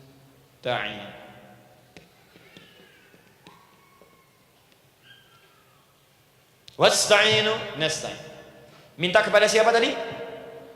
Allah. Boleh minta kepada selain Allah? Tidak. Hanya kepada Allah saja? Hanya kepada Allah saja. Hanya kepadamu ya Allah, tidak kepada yang lain. Maka kalimatnya menjadi iyyaka. Iyyaka. Hanya kepadamu saja ya Allah. Engkau berjanji kalau ada masalah minta aku berikan. Sekarang hanya kepadamu saja ya Allah aku bermohon. Maka kalimatnya namanya iyyaka nasta'in. Sekarang saya tanya kepada ibu, apakah dalam sholat ibu membaca kalimat iyyaka nasta'in? Tuh. Saya mau tanya, ibu bacanya saat ruku atau saat sujud? Berdiri. Gak ada orang ruku baca kalimat ini. Allahu Akbar, iyyaka na'budu wa iyyaka nasta'in. Berdiri. Iyyaka na'budu wa sekarang saya bacakan hadis qudsinya tersambung dari Nabi sallallahu alaihi wasallam. Qala Rasulullah sallallahu alaihi wasallam, qala Allah azza wa jalla. Allah langsung yang berfirman lewat hadis qudsi. Perhatikan bahasanya. Qasamtu shalah baini wa baina 'abdi. Saya bagi dalam salat itu dua bagian, antara hak aku dan hak hambaku. Wali 'abdi ma sa'ala.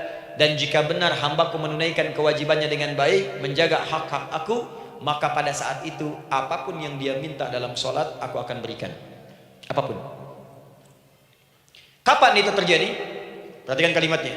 Idza qala al-'abdu, kalau hamba mulai membaca dalam sholatnya, alhamdulillahi rabbil alamin, alhamdulillahi rabbil alamin, qala Allah azza wa jalla, seketika Allah menjawab, hamadani 'abdi, hambaku sedang memujiku. Ibu ingat baik-baik Bu ya, ingat baik-baik. Setiap ibu baca Al-Fatihah dalam sholat itu Allah memperhatikan dan menjawab bacaan ibu. Tadi masih ingat ketika saya katakan wa idza sa'alaka ibadi anni fa inni qarib, Allah itu dekat. Ya. Wa idza qala al-'abdu ar-rahmanir rahim, kalau hamba melanjutkan ar-rahmanir rahim, qala Allah azza wa jalla, Allah langsung menjawab athna alayya 'abdi, hambaku sedang menyanjungku. Wa idza qala al-'abdu maliki yaumiddin, ketika hamba berkata maliki yaumiddin, qala Allah azza wa jalla, Allah menjawab majjadani 'abdi, hambaku sedang mengagungkanku. Sekarang perhatikan kalimat ini. Wa idza qala al-'abdu, jika seorang hamba berkata iyyaka na'budu wa iyyaka nasta'in, ya Allah sekarang hamba salat ibadah atas perintah, dan hamba minta ya Allah, hamba punya masalah, hamba punya persoalan, dan kau janjikan minta dalam sholat. Qala Allah azza wa jalla, Allah jawab, hadza baini wa baina 'abdi, inilah perjanjian aku dengan hamba. Wali 'abdi, kalau hambaku benar sholatnya sampai bacaan ini, masalah apapun yang dia minta sekarang aku akan kabulkan. Dalam berdiri. Cuman sayang, kadang-kadang dalam keadaan ini banyak yang tidak minta. Maka caranya saya sampaikan yang pertama, kalau ibu sudah sampai ke bacaan ini, iyyaka na'budu wa iyyaka nasta'in, sertakanlah dalam hati ibu. Gak usah dilafadzkan. Sertakan ibu punya masalah apa. Atau secara umum minta solusi. Minta. Nabi itu kalau sholat, Nabi SAW kalau sholat, itu kalau baca ayat-ayat Quran, itu seringkali berhenti Bu. Sering berhenti. Kalau dalam ayat doa, beliau berhenti, mohonkan dengan baik. Kalau ayat-ayat surga, minta supaya umatnya ke surga.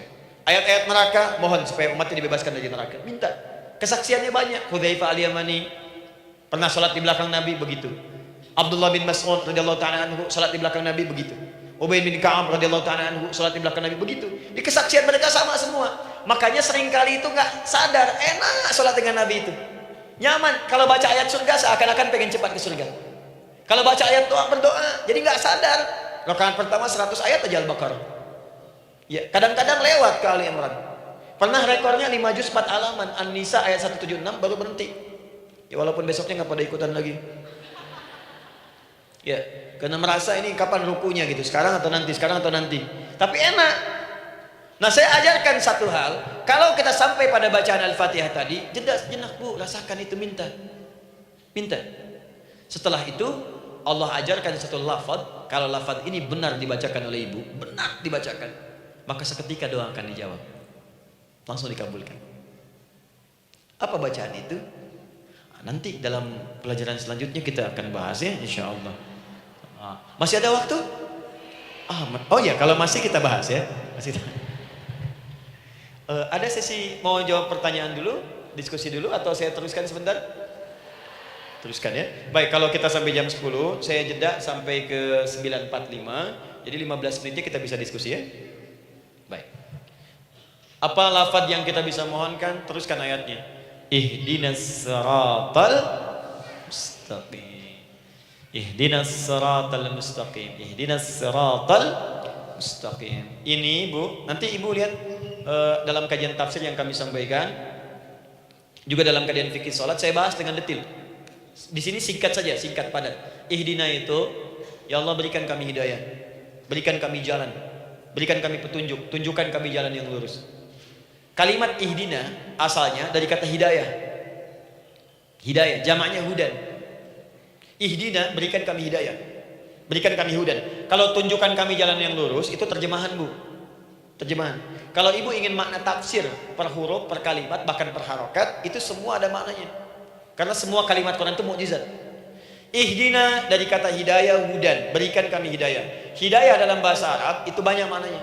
Bisa solusi dari semua persoalan, bisa jalan menuju kemudahan, bisa kesuksesan, bisa petunjuk, banyak. Kalau dikumpulkan namanya hudan, hudan. Makanya Al-Quran disebut hudan, karena di Quran ada semua. Solusi ada, petunjuk ada, kemudahan ada. Dzalikal kitabu la raiba fi hudal. Al-Quran hudan. Syahrul Ramadan alladzi unzila fihi al-Quran hudan linnas. Isi Quran semua hudan. Di situ ada solusi, di situ ada petunjuk, di situ ada kemudahan. Kalau kita ingin minta semua itu, kalimatnya dikatakan fi'il amr lit talab, permohonan dalam bentuk kalimat permintaan. Ihdina, berikan kepada kami hudan.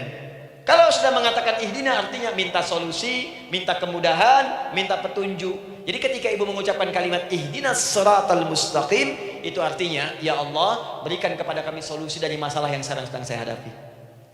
Berikan petunjuk dari persoalan yang sedang saya jalani. Berikan kemudahan ya Allah dari kesulitan yang tengah saya hadapi. As-siratal mustaqim, yang lurus, yang gampang. Karena jalan yang gampang itu lurus, gak berkelok Bu, langsung ke tujuan. Saya mau ke sini jalannya belok-belok, gak langsung, kan gak enak. Ibu mau ke satu undangan jalannya belok sini, belok sini, belok sini, belok sini. Kelokan 9, kelokan 7, kelokan 8. Ya. Kan rasanya berliku. Ibu ingin mendapatkan solusi tapi dilempar-lempar, sini dulu berkelok, sini dulu, sini dulu, sini dulu. Kenapa nggak Ibu lurus dapatkan langsung?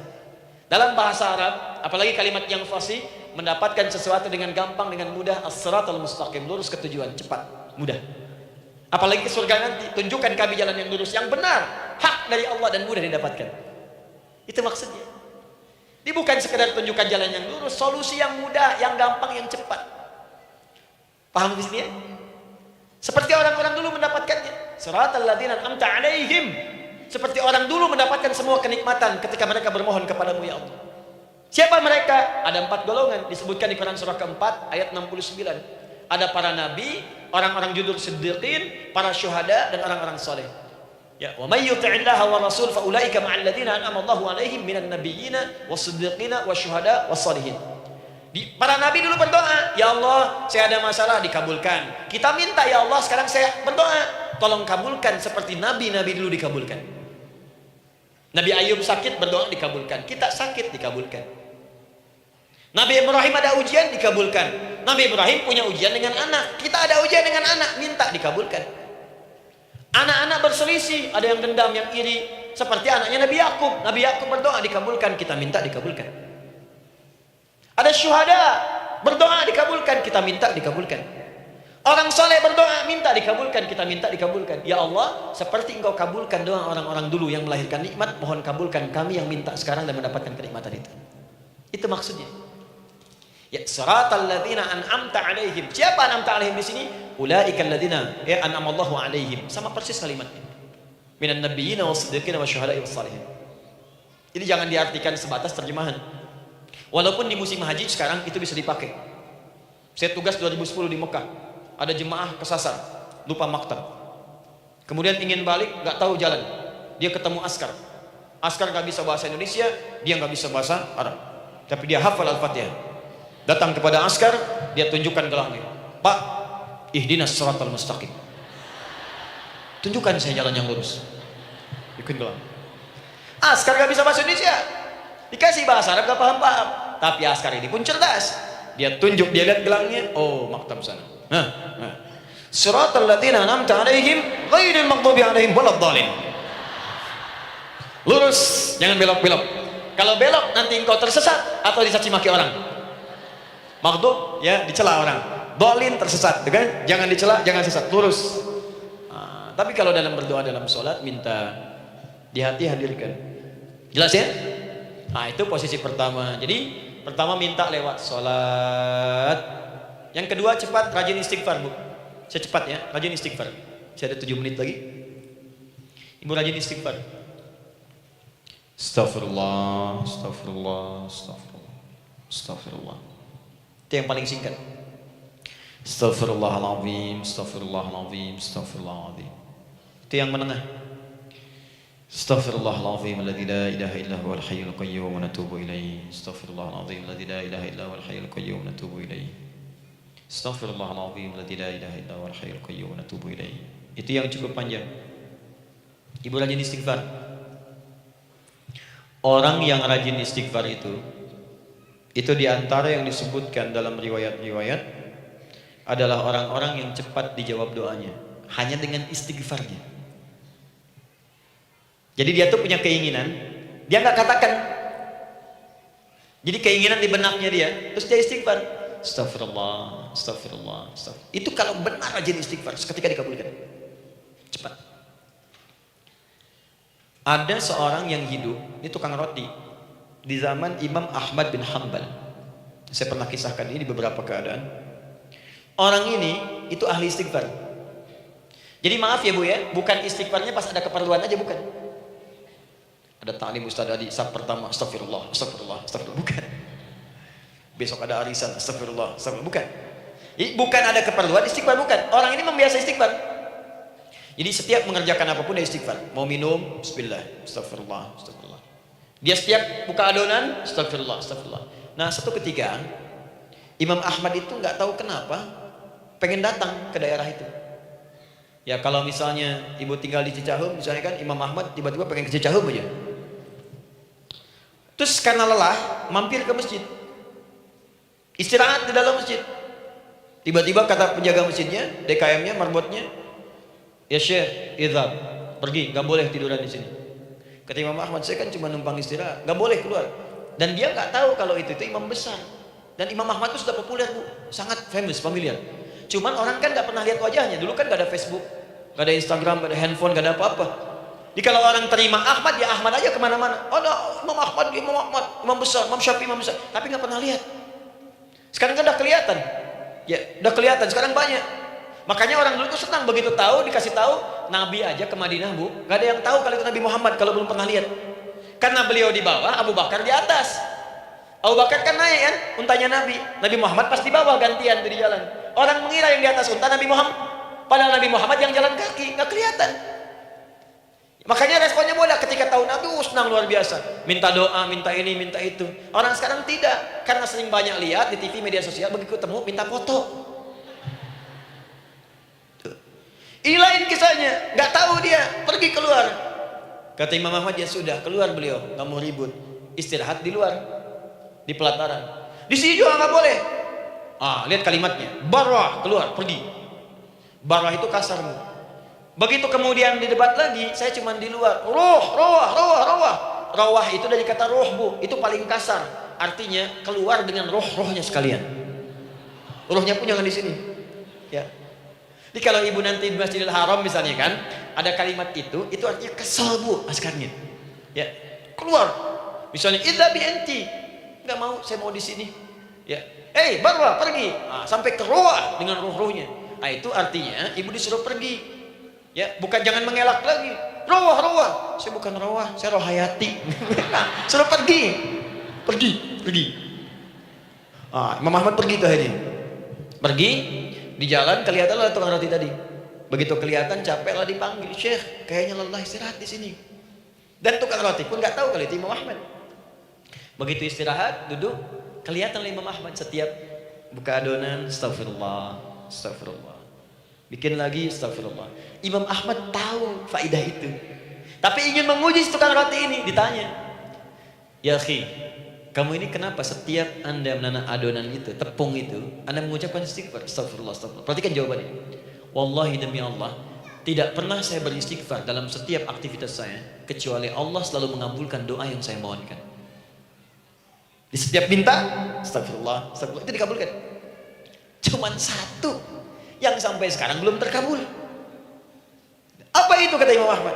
Saya ini selalu bermohon kepada Allah, ya Allah, mohon sebelum saya wafat atau setelah ia wafat, pertemukan saya ya Allah dengan Imam Ahmad bin Hambal sebelum saya yang wafat atau wafat Imam Ahmad.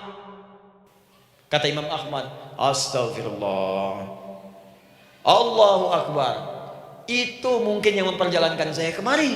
Tiba-tiba pengen ke sini, sampai diusir keluar dari rumah Allah dari masjid, sampai di sini karena istighfar Anda. Sayalah Imam Ahmad bin Hambal. Astagfirullah. Imam Ahmad di situ datang. Tolong jangan lakukan pada saya. Salah di hidayat ya Allah. Astagfirullah. Saya jawab lagi dari sana. La haula wala quwata illa billah. Ini istighfar. Nah, kapan istighfar yang baik? Istighfar yang baik dilakukan setelah tahajud sebelum fajar. Saya ulang ya. Setelah tahajud sebelum fajar. Dalilnya Quran surah ke-51 ayat 18. Baca dari ayat 15 sampai 18 ini. Jadi ibu kalau mau seperti itu, rajin tahajud dulu, Bu. Tahajud. Setelah itu biasakan istighfar. Itu latihan dulu, itu baru latihan. Ingat ya, istighfar menjelang fajar di waktu sahar, itu baru latihan. Astagfirullah. Nanti kalau sudah banyak latihan, ibu akan refleks. Mau duduk masuk mobil, astagfirullah. Duduk mau makan, astagfirullah. Ya, kadang-kadang ibu mau ambil handphone, astagfirullah. Itu refleks di lisan kita keluar. Ahli istighfar itu nggak direncanakan keluar di lisannya. Astagfirullah. Kalau sudah seperti itu, berbahagialah. Karena apapun kadang ibu inginkan, sepanjang itu ibu butuhkan, seketika dikabulkan. Ya. Yang ketiga, yang terakhir. Sudah 9:45, boleh sedikit? Ya, yang terakhir ya, terakhir. Jangan khawatir, setelah ini selesai. Jangan khawatir. Yang ketiga, ini amalan yang paling dahsyat. Jadi yang pertama minta dikabulkan. Yang kedua baru istighfar dikabulkan. Yang ketiga nggak ngapa-ngapain dijawab. Artinya baru terbersit, ada keinginan jawab seketika. Amalan yang ketiga ini adalah amalan yang dikerjakan karena cinta kepada Allah Subhanahu wa taala. Mahabbatillah, kecintaan kepada Allah. Amalan yang dikerjakan karena cinta kepada Allah Subhanahu wa taala. Amalannya mencintai Allah. Beda, Bu. Salat dengan cinta dibandingkan dengan salat karena memenuhi kebutuhan atau kewajiban saja, itu akan lain. Ibu kalau benar-benar mencintai Allah, maka dalam salat pun persiapannya akan beda. Saya beri contoh gini ya. Dari pakaian akan lain kata Al-Quran. Quran surah 7 ayat 31. Ya bani Adam khudhu zinatakum 'inda kulli masjid. Hai anak cucu Adam, kalau ada panggilan dari masjid, kenakan pakaian terindahmu. Di orang-orang yang mencintai Allah saat akan sholat, dia akan perhatikan dari pakaiannya, jauhkan dari yang haram, terus cari yang paling baik yang dia kenakan. Gak akan sembarangan. Kalau ibu pakai mukena juga cari mukena yang paling indah, bukan karena pengen dilihat orang, karena ingin Allah menyaksikan sholat ibu dalam keadaan yang sempurna. Wudu tuh hati-hati gitu. Quran surah ke-5 ayat ke-6. Ya ayyuhalladzina amanu idza qumtum ila shalah faghsilu wujuhakum wa aydiyakum minal marafiq wamsahu bi ru'usikum wa arjulakum minal ka'bayn. Jika ada orang beriman mencintai Allah, mau sholat dia mau wudu, wudunya nggak akan sembarangan, Bu. Cuman basuh. Ya, bagian kepala juga harusnya kepala, dia rambut, takut selesai. Sampai ke kaki cuma disodorkan di keran, beres. Itu sih anak kecil juga bisa. Orang ini lain. Dia akan pelan-pelan dilihat secara sempurna. Hati-hati, dikerjakan karena Allah, karena ingin baik. Kalau orang sholat hanya kebutuhan saja, maka yang penting dia takbir sampai salam selesai. Tapi ini tidak. Dia akan pelajari bagaimana Nabi mengajarkan sholat yang benar. Bagaimana bacaan saya benar. Dia belajar ngaji supaya benar bacaan Fatihahnya. Dia belajar dengan baik supaya khusyuk di dalam sholatnya. Dia pahami satu-satu. Apa artinya Allahu Akbar? Apa artinya Subhana Rabbiyal Azim? Apa artinya Subhana Rabbiyal A'la? Apa artinya Sami Allahu liman hamidah? Dipahami. Di begitu dia sholat baru takbir sudah paham isinya. Jika ada orang seperti ini, dia mengerjakan apa yang Allah perintahkan karena cinta dengan Allah. Dia berzakat karena ingin mencintai Allah. Dia berinfak karena cinta dengan Allah, bukan karena uangnya. Pokoknya kalau orang cinta itu, Bu, setiap pecinta dia akan memberikan apapun pada yang dicintai, walaupun tak diminta. Dan pecinta itu sifatnya, kalau yang dicintainya senang sesuatu, akan otomatis ikut senang. Ibu misalnya senang ya dengan pasangan sebelum menikah. Pasangan senang kucing, ibu akan terpaksa senang kucing. Ibu cinta dengan anak, semua akan diikuti apa yang diinginkan. Seperti itu, cinta itu butuh pembuktian. Karena itu sering saya katakan pada akhwat ya yang belum menikah, yang masih muda-muda belum menikah, cinta itu butuh pembuktian. Jadi jangan percaya kalau ada orang yang bicara di lisannya nggak ada buktinya. Aku akan seperti Dilan, membawamu dalam motorku. Katakan padanya, aku tak butuh dengan rayuan kata-katamu. Itu hanya angin surga. Yang kubutuhkan, tuliskan namaku di buku nikah kita. Wah, catat. Itu caranya. Main ke Taman Dilan, cuman boncengan. Seakan dunia milik berdua, yang lain nggak ada.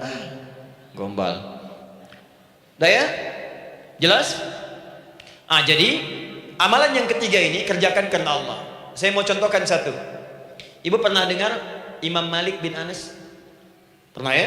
Gurunya Al-Imam Asy-Syafi'i, Imam Malik bin Anas, lahir di kisaran tahun 94-95 Hijrah. Siap, Kang Dan? Wah, ini terakhir nih, saya tutup nih. Benar-benar terakhir. Betul-betul. 10 menit lagi kalau ada nanti tanya jawab sedikit. Imam Malik ini, Bu, itu Masya Allah, saking cinta pada Allah dan Rasul, itu tidak pernah, jangankan sholat, dalam beliau memberikan fatwa pun akan mencari pakaian yang paling bagus, paling indah. Dan beliau menjaga adab dalam menyampaikan kalimat Nabi pun itu luar biasa. Sampai satu kali pernah pakai jubah bagus, indah, ada lebah menyengat di kepalanya, sedang menyampaikan hadis. Saking hormatnya terhadap hadis Nabi, lebah itu dibiarkan menyengatnya. Nggak mau memutus kalimat Nabi, hadis Nabi, hanya untuk mengusir lebah, dibiarkan sampai tersengat. Apa yang Allah berikan kepada beliau? Allahu Akbar. Satu kali singkat berdiskusi dengan muridnya Imam Asy-Syafi'i. Kata Imam Asy-Syafi'i, ya guru, setahu saya rizki itu dicari dulu baru dikasih. Imam Malik lebih tinggi ilmunya pada saat itu. Beliau tahu ada 8 jenis rizki. Ya Syafi'i, ada rizki yang tidak perlu dicari, Allah berikan. Wah, berdebat tuh sampai berpisah. Setelah itu secara singkat Imam Asy-Syafi'i lewat di kebun anggur sedang panen anggur besar. Tiba-tiba tergerak untuk membantu, datang ke situ bantu. Begitu selesai dikasih hadiah anggur banyak, besar-besar, indah, enak, gitu kan? Ketika diberi itu langsung senang beliau. Bukan karena anggurnya, karena merasa pendapatnya benar. Jadi begitu bekerja baru dapat. Dibawalah anggur ini diberikan pada gurunya. Perhatikan adabnya terhadap guru. Jadi kalau ibu adabnya bagus pada guru, keberkahan dapat, ilmunya pun menghunjam di jiwa. Imam Syafi'i nggak merasa benar, tapi memberikan sebuah jawaban dengan adab. Guru, tadi itu ada panen anggur, saya mencoba membantu. Begitu saya bantu dikasih anggur, dikencangkan kalimatnya. Begitu saya bantu dikasih, dibantu dulu baru dikasih. Kalau saya nggak bantu, saya nggak dikasih. Apa jawab Imam Malik? Imam Malik tersenyum, tertawa. Tabassama dhahika. Masya Allah Syafi'i, bahasa kita.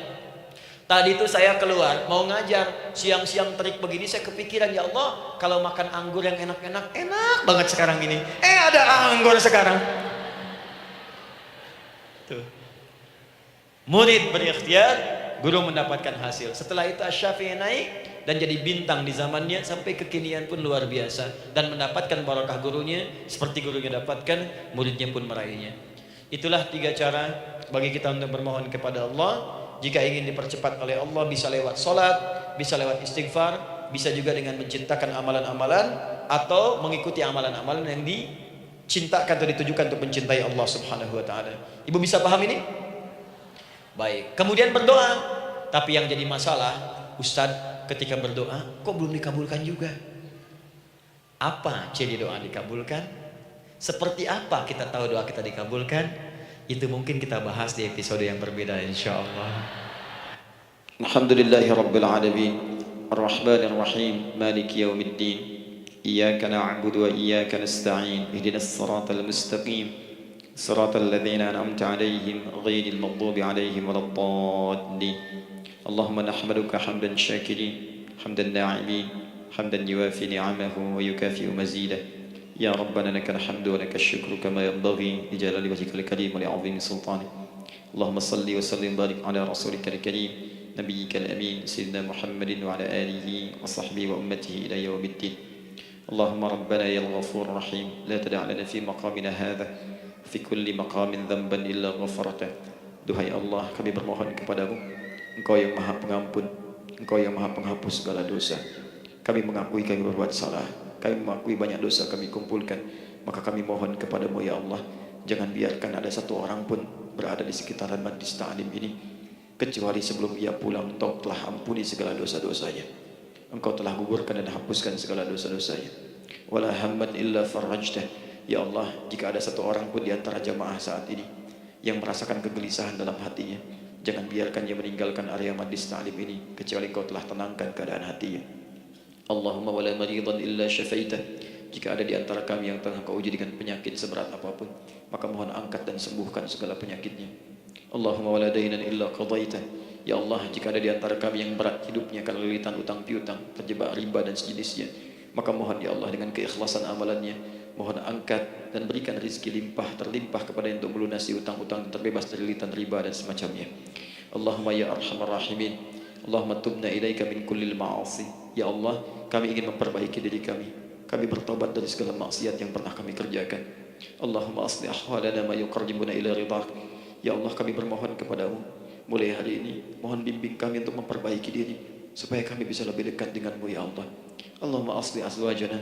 Ya Allah, kami mohon sayangi dan perbaiki ya Allah akhlak suami-suami kami. Ya Allah, mohon bimbing suami-suami kami jadi suami yang baik, membimbing keluarga menjadi keluarga yang saleh. Allahumma ya Allah, Allahumma arsyad wa asli ya Allah azwajana zawjatina. Ya Allah, demikian dengan istri-istri kami ya Allah, jadikan mereka perempuan-perempuan yang salihah, bimbing menjadi ibu-ibu yang baik. Allahumma abnana auladana dzurriyyatina, Allahumma aslih lahum ya arhamar rahimin liyakunu salihin liyakunu su'ada fid dunya wal akhirah. Ya Allah, anak-anak kami, cucu-cucu kami khawatir berpisah dengan mereka di akhirat nanti. Kami mohon ya Allah, jika memang ada maksiat yang mereka kerjakan karena dosa-dosa kami mohon ampun ya Allah. Perbaiki anak-anak kami, bimbing cucu-cucu kami ya Allah, jadikan mereka anak-anak saleh, anak-anak yang bisa memberikan mahkota kepada kami di akhirat ya arhamar rahimin. Kami malu dengan anak orang lain yang telah hafal Al-Quran, kami malu dengan anak orang lain yang telah mampu tahajud, kami malu dengan anak orang lain yang telah bisa membaca Al-Quran dengan baik, sedangkan anak kami masih sibuk dengan dunia ya Allah. Kami takut bila wafat tidak bisa memberikan petunjuk kepada mereka dengan izin-Mu. Allahumma ya arhamar rahimin. Allahumma idza kana hunalika baqiyati ayyamina faj'al baqiyata ayyamina ya Allah hayatan thayyibah. Duhai Allah, kami bermohon kepadamu, jika memang terbentang masa kehidupan bagi kami sampai dengan hari esok, maka mohon jadikan sisa-sisa hidup kami lebih baik daripada hari-hari yang sebelumnya. Wa idza kana hadzal yawm min akhir ayyamina faj'al ya Allah hadzal yawm husnal khatimah. Ya Allah, kami mohon, jika memang hari ini adalah hari terakhir kami hidup dan harus kembali kepadamu untuk wafat, mohon jadikan di hari ini kami husnul khatimah. Allahumma qawwi lisanana ila kulli kalimat tauhid la ilaha illallah Muhammadur Rasulullah. Ya Allah, kami mohon, jika kelak kami akan wafat, ringankan lisan kami untuk mengucapkan kalimat tauhid la ilaha illallah Muhammadur Rasulullah. Wa ajib kalimatana biqaulika ya ayyatuhan nafsul mutmainnah irji'i ila rabbika radiyatan mardiyah fadkhuli fi ibadi wa dkhuli jannati. Ya Allah, kami mohon kelak nanti dalam sakaratul maut nanti, jika kami bermohon kepadamu dengan kalimat tauhid la ilaha illallah, mohon jawab kalimat kami ya Allah dengan panggilanmu yang indah. Ya ayyatuhan nafsul mutmainnah, hai jiwa yang sudah tenang, irji'i ila rabbika radiyatan mardiyah, hai cepat pulang menghadap kepada Rabbmu, hai cepat pulang menghadap kepada Rabbmu, hai cepat pulang menghadap kepada Rabbmu.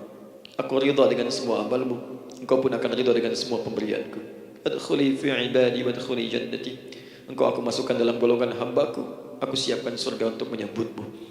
Allahumma ishtaqna bi Rasulillah sallallahu alaihi wasallam. Ya Allah, kami rindu sekali dengan Rasulullah sallallahu alaihi wasallam. Lam na'ish ma'ahu fil hayat wa lam narahu fil manam. Kami belum pernah hidup bersama beliau di dunia, tidak mampu menatapnya di alam mimpi. Maka mohon ya Allah, jangan biarkan kami berpisah dengan Rasulullah di akhirat nanti ya rabbal alamin. Jumpakan kami dengan Rasulullah di taman Firdaus yang paling indah. Allahumma ya arhamar rahimin, Allahumma rizqna yusra ya Allah likullil hujjaj. Ya Allah, anugerahkan kemudahan, kelapangan kepada para jemaah haji yang berhaji tahun ini ya arhamar rahimin. Allahumma taqabbal minhum ya Allah hajjahum, sa'yahum sa'yan mashkura, wa dhanbahum dhanban maghfura, wa tijaratahum tijaratan lan tabur. Ya Allah, jangan sia-siakan pengorbanan fisik mereka, biaya mereka, waktu mereka, tenaga mereka, emosi mereka.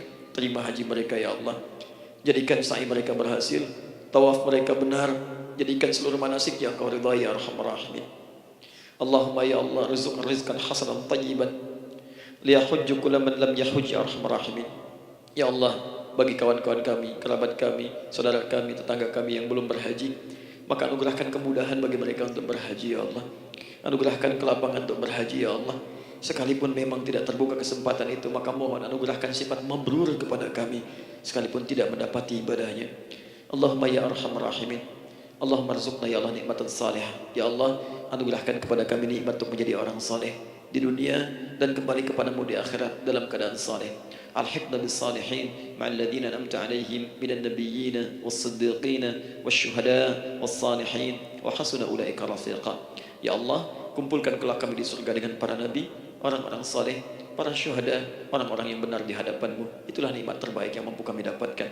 Allahumma ya Rabb, Allahumma aslih Allah qulubana, ati anfusana taqwaha, wa zakkiha anta khairu man zakkaha, anta waliyuha wa maulaha. Ya Allah, jika memang kami telah engkau anggap baik sampai dengan pagi hari ini, maka mohon jaga kami dalam keadaan baik sampai wafat ya Allah. Berikan kami kekuatan untuk istiqamah, jauhkan kami dari pengaruh nafsu ya arhamar rahimin. Ya Allah, jika ada saat ini orang-orang yang menyakiti kami ya Allah, berkhianat kepada kami ya Allah, menzalimi kami, maka mohon ampuni dosa mereka ya Allah. Maafkan mereka ya Allah, bimbing mereka untuk sadar dan bertobat ya Allah.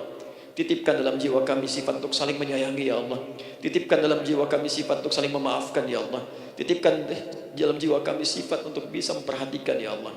Allahumma ya Rabb, Rabbana atina fid dunya hasanah وفي الآخرة حسنة وقنا عذاب النار بفضلك سبحان ربك رب العزة عما يصفون والسلام على المرسلين وآخر دعوانا أن الحمد لله رب العالمين.